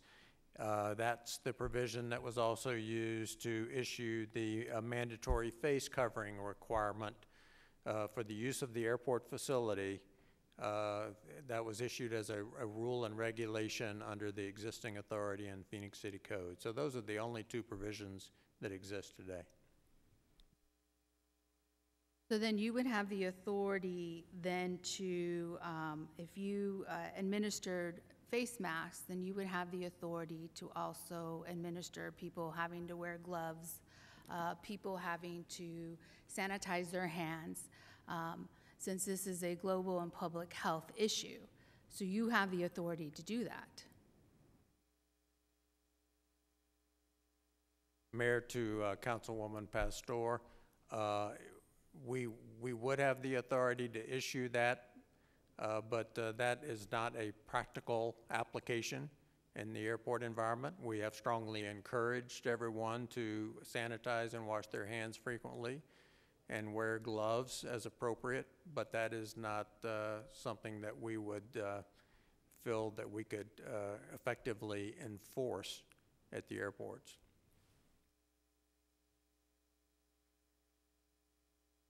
So am I hearing that, what I am hearing is you're saying it is not effective to do that, and so because it's not effective to do that, and you can't enforce it, you won't do it? Mayor, to Councilwoman Pastor, I did not say that it was not effective. I said it is not practical to require those provisions, whereas the face covering is an accepted standard that is being rolled out system-wide. All of the airlines require you to wear face coverings when you get on an airplane. The TSA agents, all of the airline agents are all wearing face coverings. And in fact, the government is in the process, FEMA is in the process of shipping tens of millions of face coverings to airports around the country for us to supply to passengers going through our airport facilities. But we are not receiving FEMA supplies of gloves and or hand sanitizing solutions for passengers to use. So the face covering is the accepted standard. I think what I'm speaking of is not just passengers. What I'm speaking about is the whole environment within an airport. So I'm speaking of not only the customers and passengers, I'm also airlines, I'm also speaking about workers and protecting everybody within the airport against COVID-19. So I will go back to my question as to, do you have the authority to be able to provide hand sanitizer and the ability to, for workers to wash their hands, and the ability to either provide gloves to protect not only themselves, but protect others?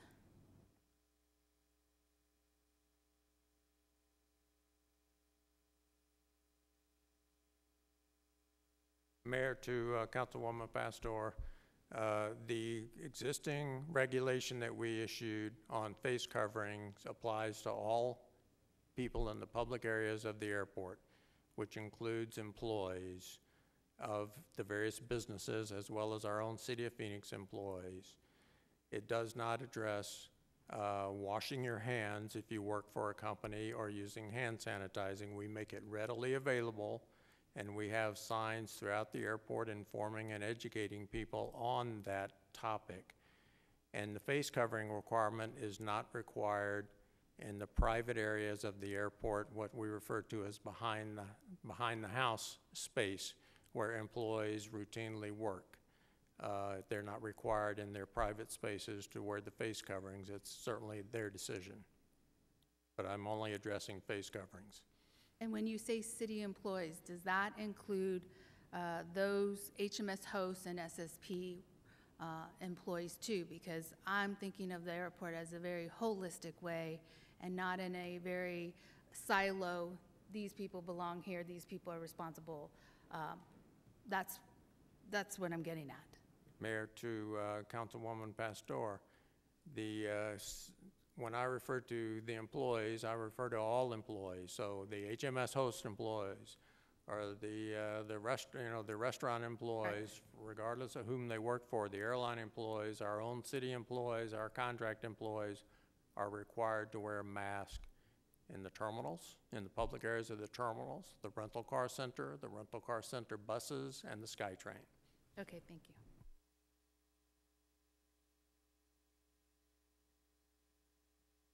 Thank you, Councilwoman. Any additional council member questions before we vote on the substitute motion? Mayor, Councilman Nowakowski. Please, the floor is yours. Thank you, Mayor. Mayor, for the last 13 years, I've been advocating for small businesses, especially minority small businesses at the airport.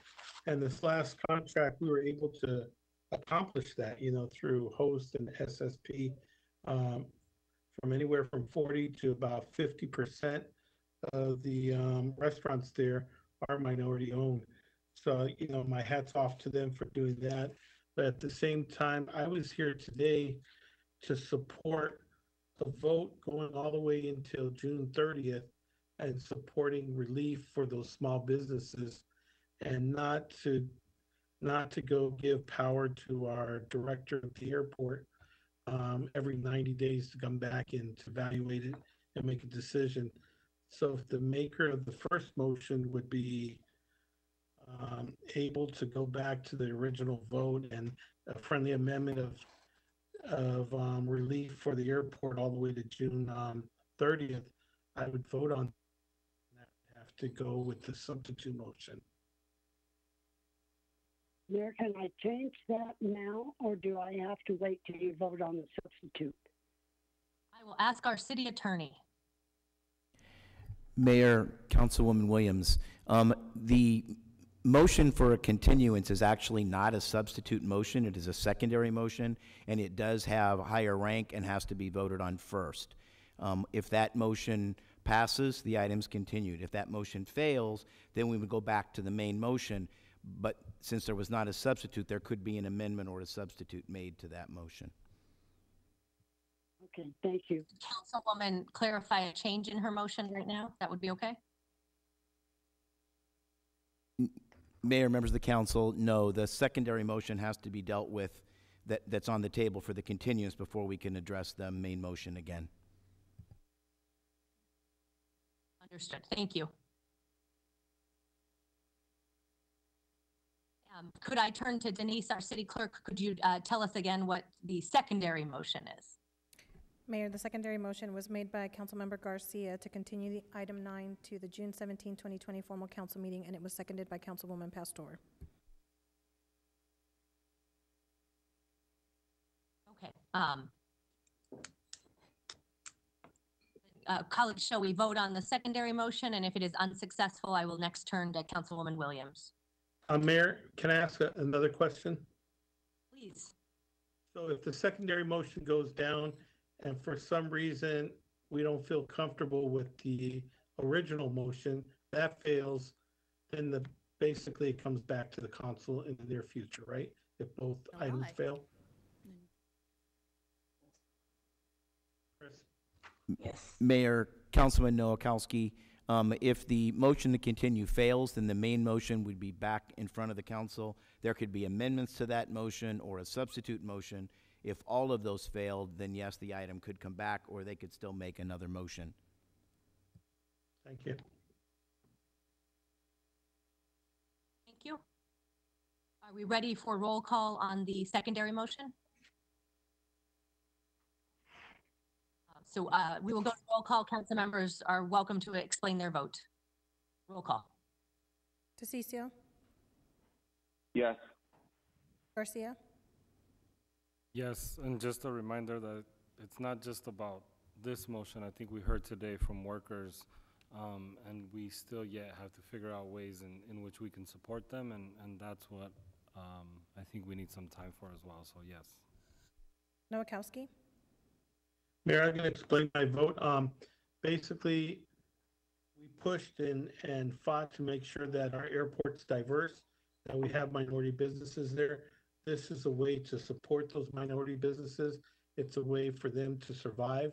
If not, they would actually close their businesses down.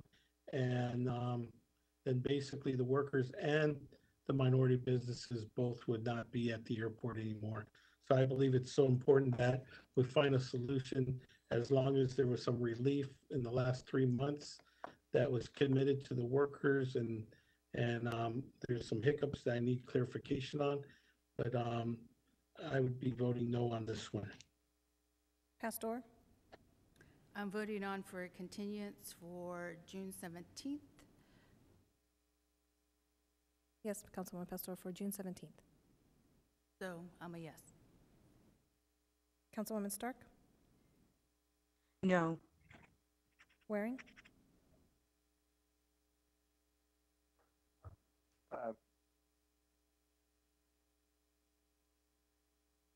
Waring? Did you say wearing or? Waring? Yeah. Yes. No on the continuance. Thank you. Williams? No. Guardado? So I want to explain my vote. So I just want to say that I am supportive of the continuance. This item is something that we've been talking about for a very long time.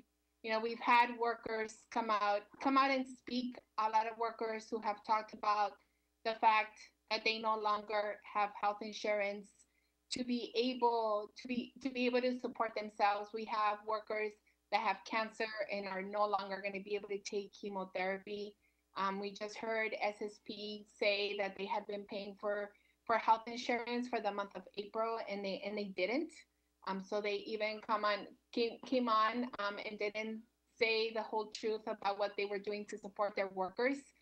We've also heard small businesses talk, And, and I think that we need to find a more well-rounded plan on how is it that we're going to support everyone at the airport. I think it's taken a village. It's taken a lot of people coming together to make this airport successful. And it seems that at this point, we are not remembering that. And who is it that cleans that airport? Who is it that cooks at that airport? Who is it that makes those coffees at this airport? And those are the people that we're leaving behind. It breaks my heart to hear them, that HMSOs has now subcontracted out a bunch of workers that have been working for this company for over 24 years. So we definitely need to find a better solution. I'm still very proud of our airport. I'm still very proud of everything that everyone together has made sure that happens at this airport. And that's the reason why I'm going to be voting yes on this item, because we need to find a comprehensive solution that helps everyone and not just one part of the airport. So yes, Mayor. Gallego. No. Okay, so the continuance fails. As mentioned, I will turn to Councilwoman Williams now. Mayor. I was trying to help solve the problem because we have wallowed with this for over 60 days and have not come to a solution. And we are killing the small businesses.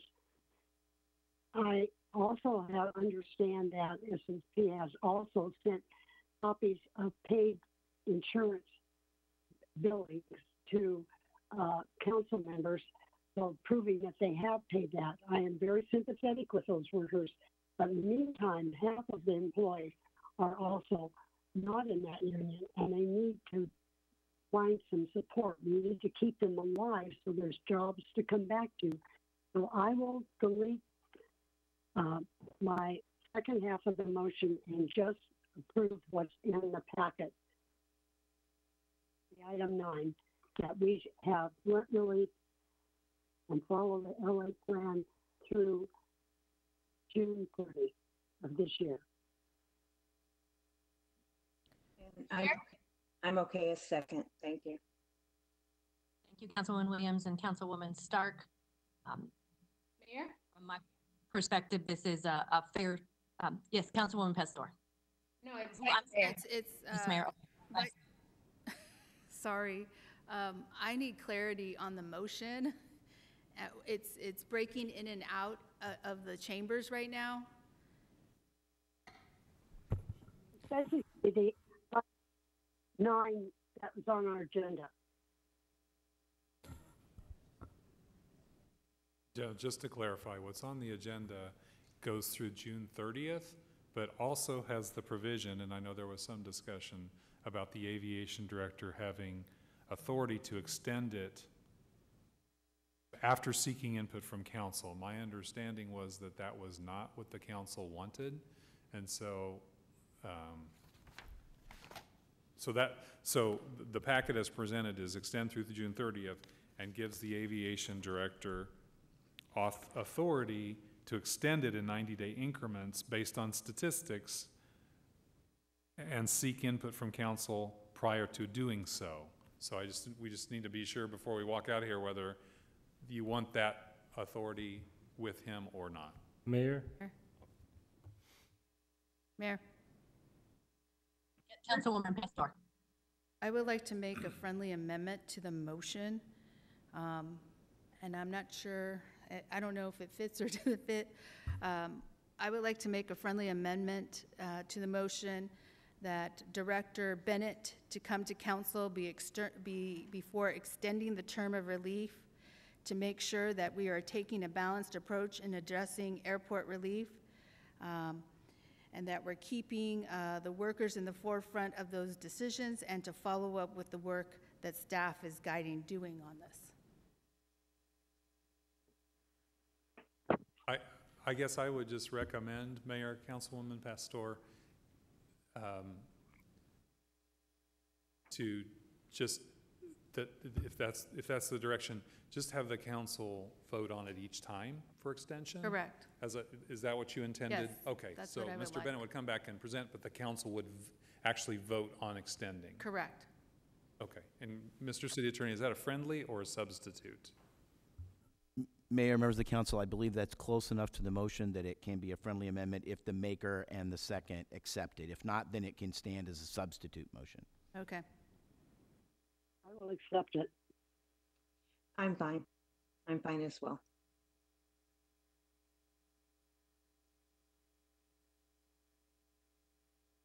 Thank you. And before we vote, I will ask the city clerk to read the current motion one more time, but we'll continue with council member comments.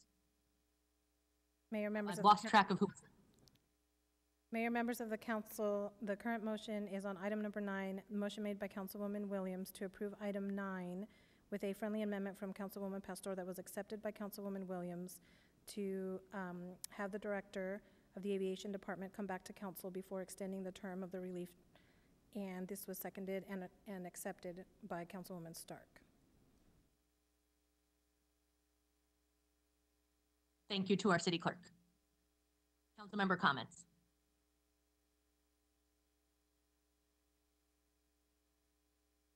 Roll call. DeCiccio. Thank you, Mayor. Just real quick, I'll explain my votes. Like I said before, this is over $5 million to two multi-billion-dollar multinational companies who can't even take care of their own employees. So from my end of it, I'm going to be voting no. This is a huge taxpayer giveaway. Thank you, Mayor. Garcia. Mayor, may I explain my vote? Please do. Everyone's welcome to explain their vote. Okay, thank you. I think there's a couple things happening here. I think we need to look moving forward on how small business and these larger corporations are integrated together. I know it might turn into more work for ourselves, but moving forward, you know, hearing Gonzalo and some of the others, they're just not in the equivalent, right? HMS Host and some of these small businesses are not on the same level, and so I think we need to look ways in which we could detach them from each other to make sure that both these small businesses are protected and that the employees are protected. I'm glad we're now going to review this every 90 days. I think it's important for us to do the work that we need to make sure that these employees are also taken care of. But with that, voting yes. Nowakowski. Yes. Pastor. I will be voting yes. As we continue to work with the airport, I want to keep the small business and the worker relief in the forefront. I'm urging city management to move expeditiously on preparing language for the council to make sure that workers have the necessary conditions to feel safe and valued in their workplace. Stark. Yes. Waring. No. Williams. Yes. Guardado. No. Gallego. Yes. Passes 6-3. Wonderful, thank you. We next move to item number 10, remote facilities general construction contract. Councilwoman Williams chairs our water committee. Do you have a motion? I want to move approval. It is following state law, state ordinance, and this is very necessary construction. And I think we are following the law and move it forward.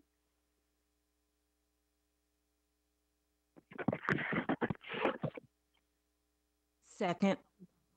A motion and a second. We have another group of very patient Phoenix residents who waited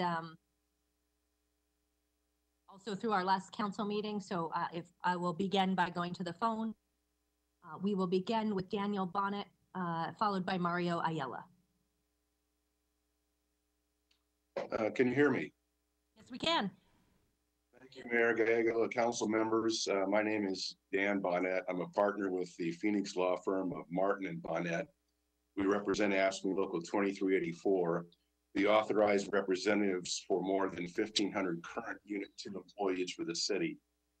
I'm advised that Mr. Tom Henderson and Ms. Joanna Eppard signed up to speak and have yielded their time to me.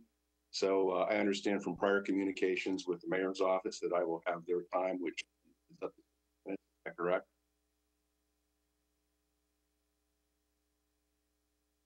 I am not aware of that communication, and we have not been doing donated time during remote. Well, I prepared my remarks based on that came from somebody I spoke with. So if I only have 2 minutes, it's going to be difficult to get through. I think this is an important issue for the 100 employees for the city. So bear with me. I'll try to get through this as quickly as I can. But it will be truncated, and I have questions or answers to questions people members want to have the floor. Yes, please go ahead, and we will start your time now. Thank you. I wrote a letter on behalf of the local to the mayor and to the council members on May 5th, pointing out that there are provisions in the current MOU between the city and Unit 2 that incorporate by reference management procedure 5.501. I don't recall if everyone has had an opportunity to read that or not, but I'm going to summarize very quickly what 5.501 talks about.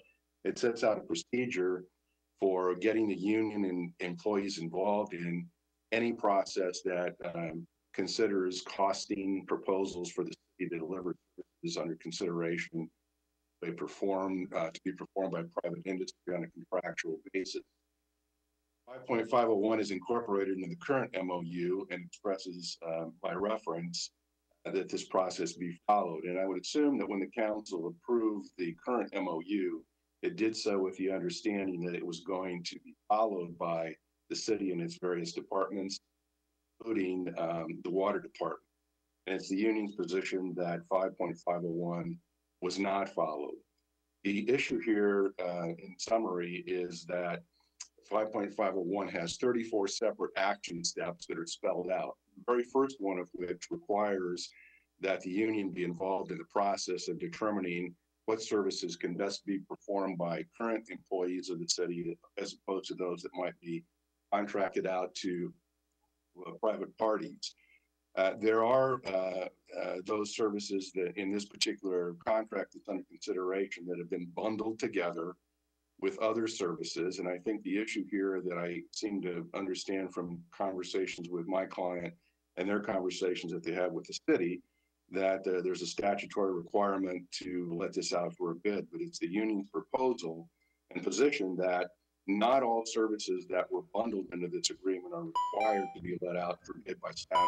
And so this process should be revisited in full to determine which services can be performed by Unit 2 employees and that are not required by statute to be let out for a bid. And the council vote not to approve this contract that back to the water department. 5.501 is followed to the letter required. Thank you. Thank you. Mario will be next, followed by Lorenzo Ortega.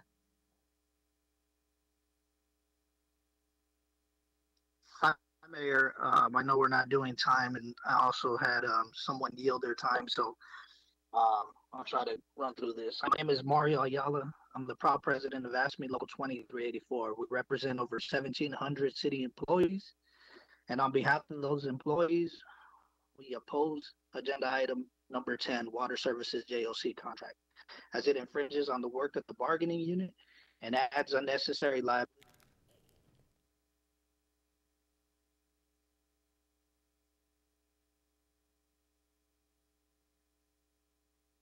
for their efforts during the COVID pandemic. And recently, the riots. You have all those heroes praise their services provide and continue to state how important we are.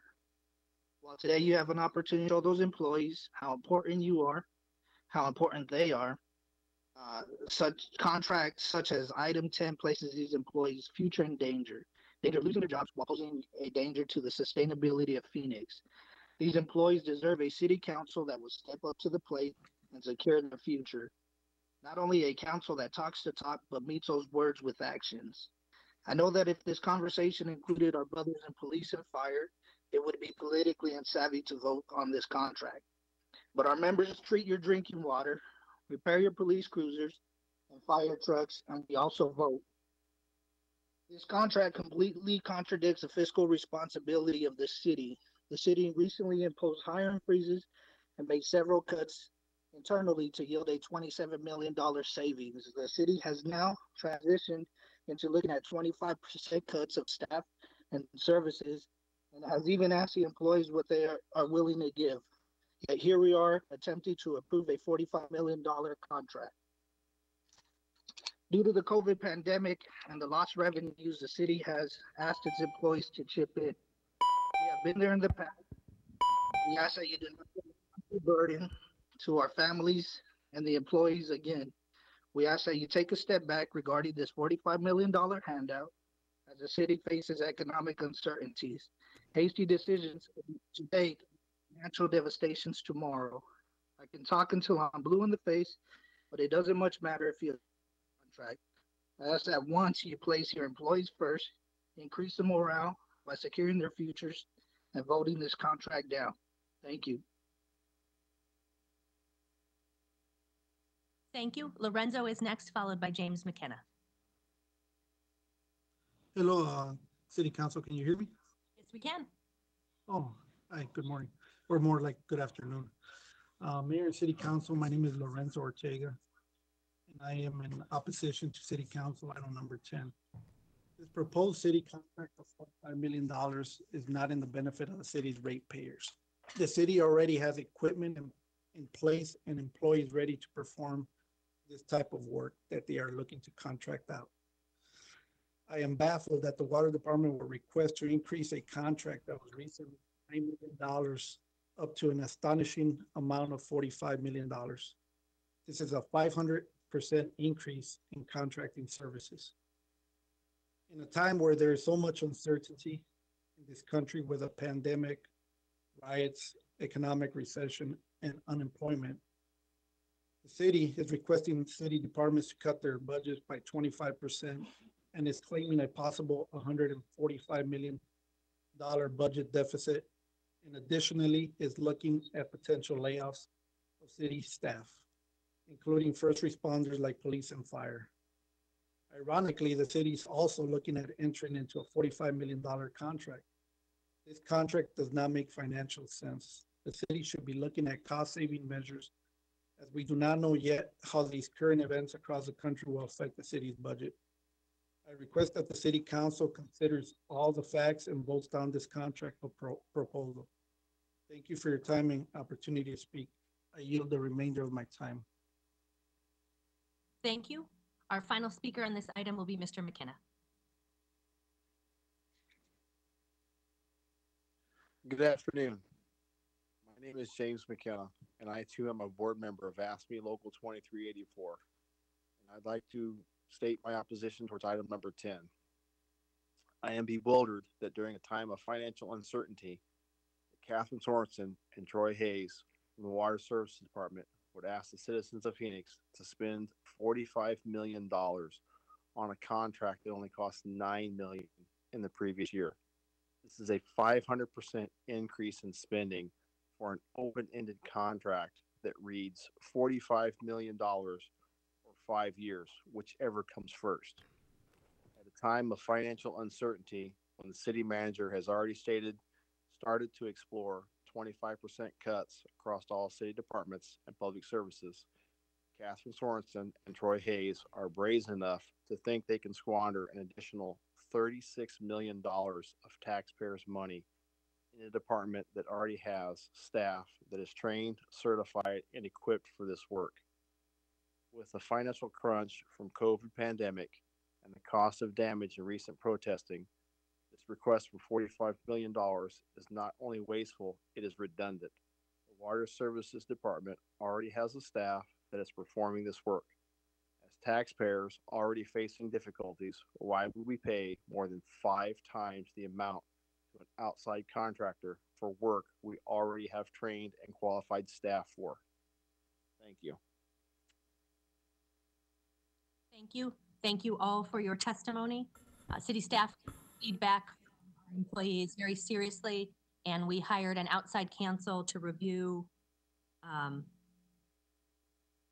review our options here and to understand the requirements that state law, which we may not love, places upon us. Could I turn to our city attorney now and tell us what our legal review found? Mayor, yes, Mr. Myers bringing the council up. Before that, though, I just need to say a couple things. One, I think it's very unfair and inappropriate to personalize this to Catherine Sorensen and Troy Hayes. They are excellent managers of the department, and they absolutely do not, quote, squander money. So I strongly object to that terminology being used for the directors of our department. This is a professional recommendation, and it's unfair to characterize them in that way. So I strongly object to that.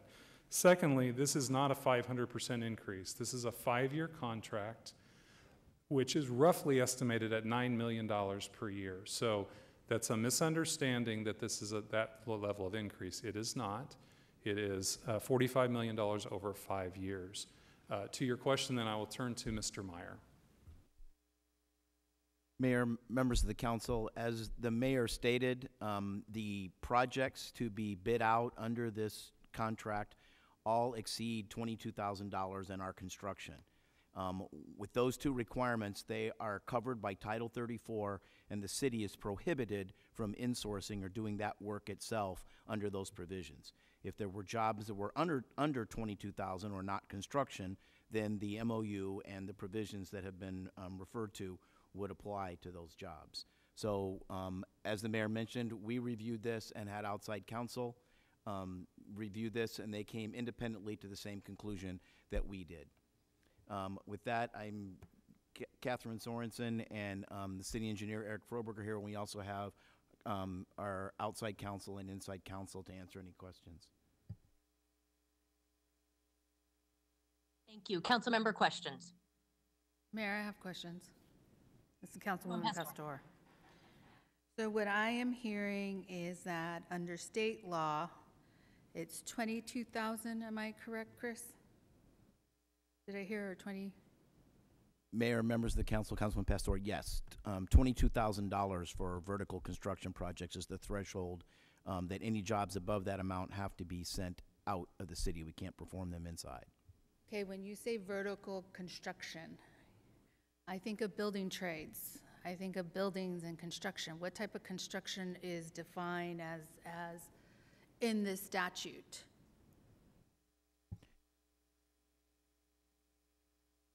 Mayor, Councilwoman Pastor, I believe the city engineer can explain that provision more aptly than I can. Thank you, Chris. Mayors, council members, Title 34 does define vertical construction as any building, structure, addition, or alteration that may be constructed with or without. So it basically comes down to there are 3 different thresholds set up in Title 34, one being vertical construction, one being horizontal construction, so pipelines and those types of things, and then there's one that's specifically related to recreational or special utility type projects. But so it basically comes down to vertical construction or horizontal construction. And horizontal is pipes, is that what I'm hearing? Yes, ma'am. Or roadways, bridges, those types of things. So mayors, members of council, the way to most easily think about it, if there is a specific location or an address associated with it, then it would be vertical construction. For instance, a pump station or booster pumps and those types of things. If you can go to one specific location to do the work. Horizontal construction are for corridor type improvements of long stretches of pipeline, roadways, bridges, those types of things are horizontal construction. Okay. And my understanding is that we have an MOU with our employees. And they can do the work or have the ability, and we can do the work, but we're saying due to state law, they don't have the ability to do that. So basically, we have city workers working that have the ability to do the job, and state law is saying, no, we don't want city workers to do that job because it's over 22,000 of a vertical and horizontal and recreational. So we will require cities then to outsource those jobs and have those companies do work that city employees can do. That's what I'm hearing. Correct me if I'm wrong. Madam Mayor, members of council, that is correct. And just to clarify, there are 3 separate thresholds. The values are different for each. So vertical construction is 22,000, horizontal construction is 235,000, and the recreational one is 208,000. And those thresholds were put in place within Title 34 in the mid-1990s, and 1994-95 is when the thresholds regarding advertising and or self-performance limits were put into place.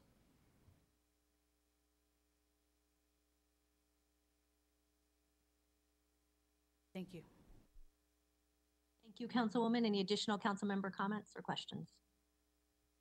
Mayor? Go ahead. Does this include maintenance repairs or replacements? Or is it just new construction? Mayor, Councilmember Garcia, so in general, we use our employees to do preventative maintenance and then small reactive work orders. Over the last 3 years, there's about 17,000 work orders that our employees have performed. They are fully employed. They're not sitting around. We don't have extra time for them to undertake this work. This work is mainly the repair and rehabilitation of pressure reducing valves, pump stations, wells, steel tanks, that type of infrastructure in our system. I think for me it's important, in hearing Mario and some of the workers speak, I think it's important that we as a city commit to the use of our workforce, to commit to filling some of the empty slots that we have and figuring out ways in which we can use those folks and make sure that they're paid well and taken care of. I think the other piece of this is that we are in COVID and we are in this situation, and so I think one of the things I would like to see is for you to come to us. I know what's the limit right now as when you come to us, or the amount that needs to be spent. I think it's currently at 4. Is that correct? When council needs to be approached for 4 million. spending within these 45 million? Well, the Payment Ordinance Authority staff only has up to 8,500-ish, some other, around $8,000 before council has to approve that expenditure. But in a case like this where you approve a contract, expenditures within that contract happen. You've given your authority for the contract to be exercised. Okay, so the 45 million go regardless of the amount of a project that just moves. That's correct. Thank you. So do we have the ability to come back to council? I don't know if where it becomes in policy, or we make a request to change that level of, kind of when we voted on, can't remember, my brain is not functioning at this moment, when we voted in the past where there was a threshold of 200,000 and staff came to us and asked us to up it to, I don't know, 800,000, I'm making up a number. But I want to know, we have the ability then to go back down. So the 8,500, 8,700, what is it? 8,600 is right between. 8,600 for spending is set in the code. Correct. The reason for job order contracts is because when the water department has to do something, they could either do it contract by contract, which would take a lot of time, energy, and effort for things that have to happen quickly, or it would clog up your agenda with multiple contracts. So the job order contract idea was to streamline that so that the work could get done quickly and effectively. But I think, Councilwoman Pastor, to your question, we have not had a council discussion of the job order contract idea in probably a decade or more. So having a discussion with the council to go over the different types of contracting, Mr. Froberg, we could absolutely have him come back and do a presentation of that to educate us all about the rationale of those. Yeah, I would like to have that conversation about job order contracts. And at that time, the council has the ability to then say, we want to remain the same, we want to lower it, and we have the ability to decide how many contracts and what the threshold of the contracts will be. That is correct. Am I, okay. All right. Councilman Nowakowski. Thank you, Mayor. So Mayor, I want to ask Catherine, what are some of the jobs that this JOC is going to be performing that our employees can't do? So, Mayor, Councilmember Nowakowski, there's a combination of things. As was alluded to earlier, there are jobs that our employees could potentially undertake, electrical work, some work on motors and pumps, things like that. However, the cost of that construction is over the statutory limit and therefore cannot be self-performed. There are other things that are a little more specialized that our crews do not necessarily have the skills to tackle, such as dealing with, for example, our arsenic treatment facilities or other specialized facilities. This contract is necessary to rehabilitate and replace aging pump stations, pressure reducing valves, and wells, basically in every district here in this city. And these projects are really necessary to our ability to continue to provide safe, clean water to our community. Really, our ability to provide that safe, clean water is nearly entirely dependent on the condition of our infrastructure. And I want to say too, I absolutely agree with the need to save money. We should save money. We are always extremely respectful of ratepayer money, but we shouldn't save money by avoiding investment in aging infrastructure that supports public health. And just to add to that too, I think it's important to amplify what Catherine said. We have great faith in our employees. We have great employees. They are very skilled workers. They are highly trained. They take great pride in the work. And as Mr. Ayala said, they are essential. This is not an issue about whether we believe or don't believe in our employees or they can or can't. This is about the work that is defined in state law as being able to be done by city employees. And then the other question would be, some examples that they gave me in the past would be like scuba divers and people like that would have to fix a hairline crack in one of our tanks or something like that. Or basically our employees maintain the pipes, the water facilities, and these individuals come in for emergency situations where we have to have somebody with the expertise or that's certified to do that. So saying all that, can you also include in your answer, is there ways in the future to try to certify some of our employees to cover some of those areas that we're using those 9,000 per year for, I mean 9 million per year for? Yeah, Mayor, Councilmember Nowakowski, absolutely. And in fact, one of the areas of the Water Services Department that I'm really proud of is our safety and training program. We've really launched a huge Train the Trainer program so that we can have specialized trainers come in and train our safety and training team so that they can then disseminate that knowledge out to our employees. We've really beefed up our safety and training section, and I welcome a conversation about what we're contracting out today, what we're doing in-house, whether that's the correct balance for our community. I think that would be a great conversation to have.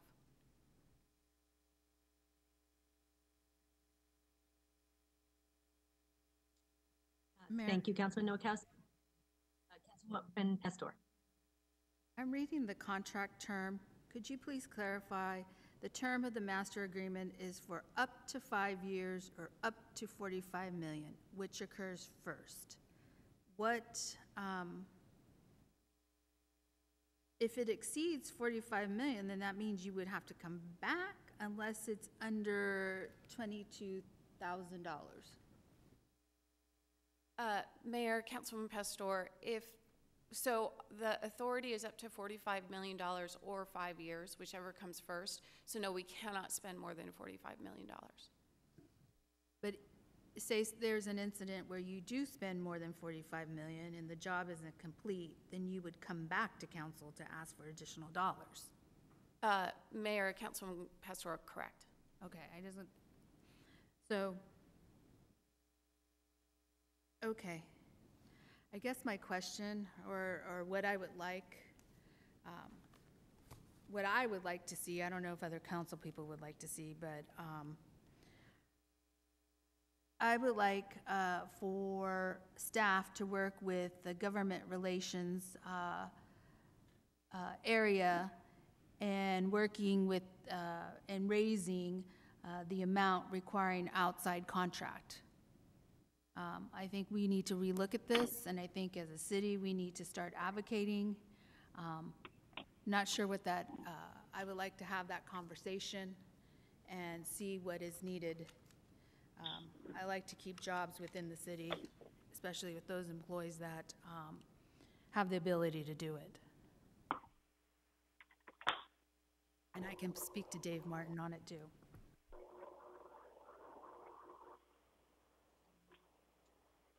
Thank you so much, Councilwoman Pastor. Any additional council member comments? Oh, So Mayor? that Councilman, yes, Councilman, go ahead. Thank you. This is more to the contractor. So your limit is 45 million, and I've been involved in projects right around the size of this.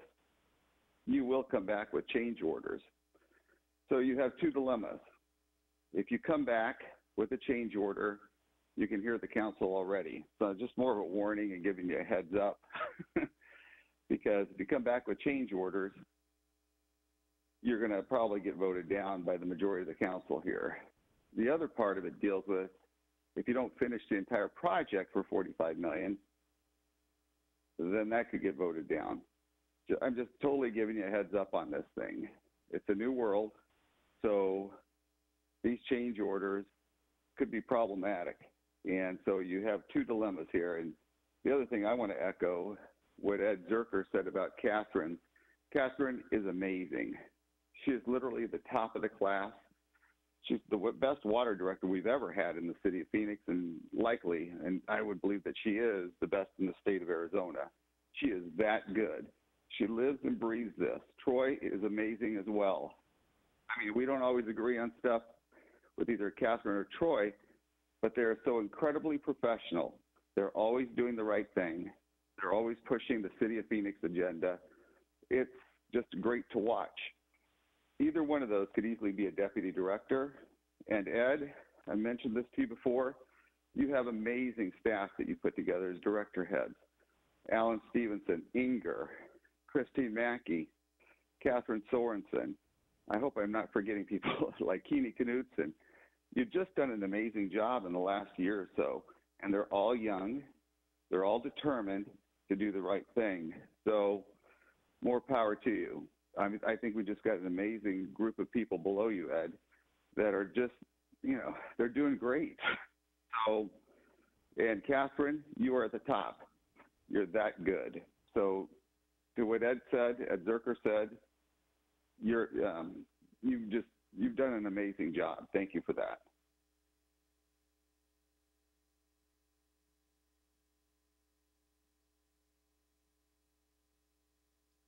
Thank you, Councilman.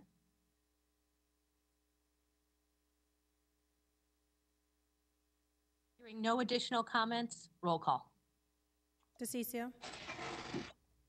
Yes. Garcia? I'm gonna be voting no on this, and it's less about the department and more about the principle behind it, that we should not be forced by the state to not use our workers. And so I'll be voting no, but supportive of the department and all the work you do. Nowakowski? No. Pastor? No. Stark? Yes. Waring? Yes. Williams? Yes. Guardado? Yes, Mayor, I'm gonna explain my vote. So I have spoken with Catherine and want to further the discussion on how we can bring more of this work in-house and specialize our workforce to continue development of our employees. For that reason, I am going to be voting no. Gallego. Yes. Passes 5-4. Thank you. We next move to the planning and zoning portion of our agenda. We have two items. The first is a case at the northwest corner of 15th Avenue and Indian School Road in Councilwoman Pastor's district. I will turn to Councilwoman Pastor for comments, questions, or a motion. I move to approve. Second. Motion and a second. Any council member questions or comments before we vote? Roll call. DeCiccio. Yes. Garcia. Yes. Nowakowski. Yes. Pastor. Yes. Stark. Yes. Waring. I apologize. Yes. Waring. Thank you. Yes. Williams.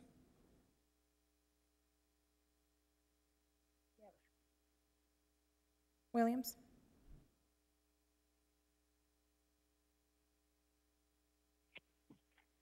Guardado.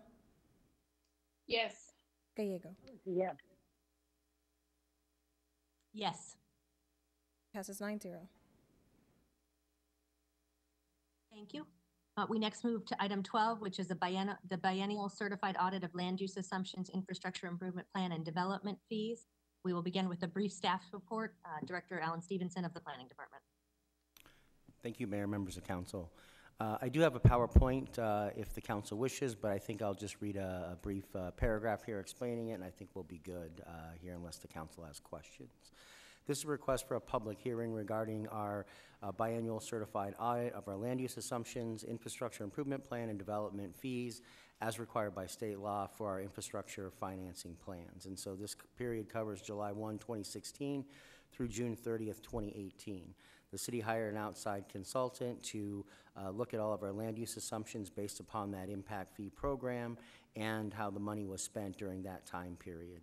They did not find any huge irregularities.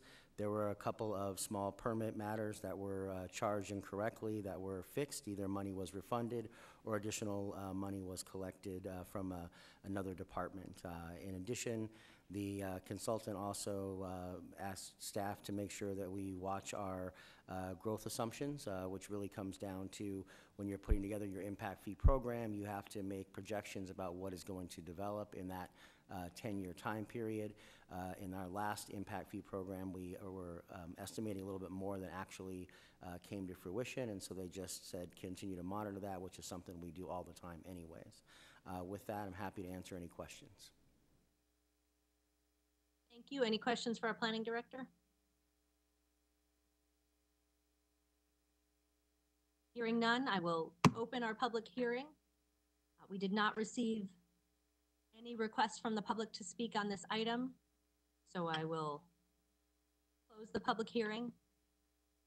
There is no need to take action today. So that includes our agendized items for today, and we will next move to public comment. We have two members of the public wishing to address the council. We'll begin with Stan Pfluger, followed by Barbara Heller. Stan, the floor is yours.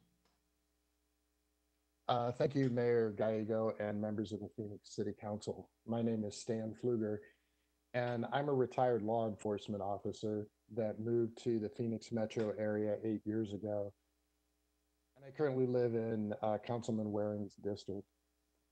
And I've listened to a lot of the discussion about the budget and the funding for the police department and the Office of Accountability and Transparency. And I guess I just want to share some thoughts from the perspective of a citizen who's a retired law enforcement officer.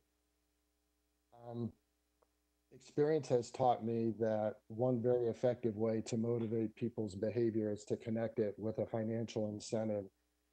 And so, Councilman Garcia, I think it was you that asked us to consider some creative ways to to address funding for the police department. And so one proposal I would ask you to consider is that budget increases be tied to specific performance metrics for the police department.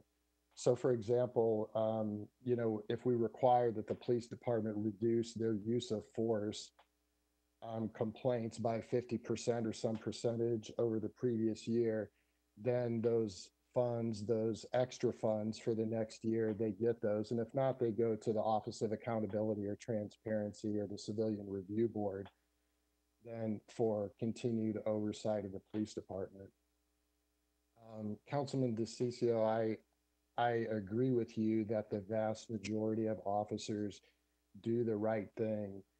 But the reason we have so many people in the streets protesting is because not every officer does the right thing.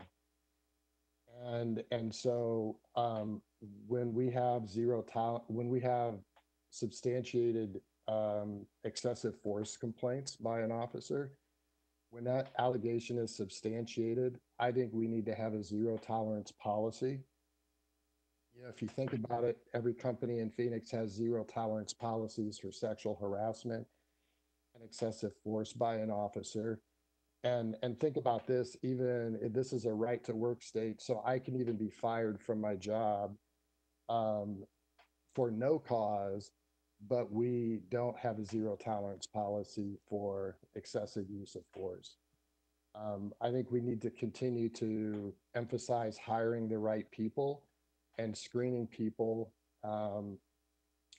effectively to make sure that we eliminate candidates who have racist backgrounds. And I think finally, the other recommendation we need to consider is to create a culture in our police department that rewards our officers who step forward to report their own misconduct by their own coworkers. Thank you for your time. Thank you so much for your testimony. Our final comment today will be Barbara Heller. Thank you, Mayor. Can you hear me? We can hear you. Thank you, Mayor, Councilman, and Jerry Williams. Each time I speak to you, I ask, stop making this political. We are talking about lives. After your vote today, I want to thank you because you're finally listening. Thank you for that. We must all stop pushing all off on our cops. They don't deserve it. They are underfunded, underpaid, and overworked. They are so frustrated at being all of our janitors and cleaning up our messes. So we need to support and back them. Please, everyone, Black Lives Matter, all lives matter, all the time. Respect yourselves and each other. Stop the hate, stop the blame. If we want to change something, then let it start with each of us. We are the only ones who can change our lives and the way anyone looks or treats us. Thank you. Thank you. That is our final comment for today's meeting. We are adjourned.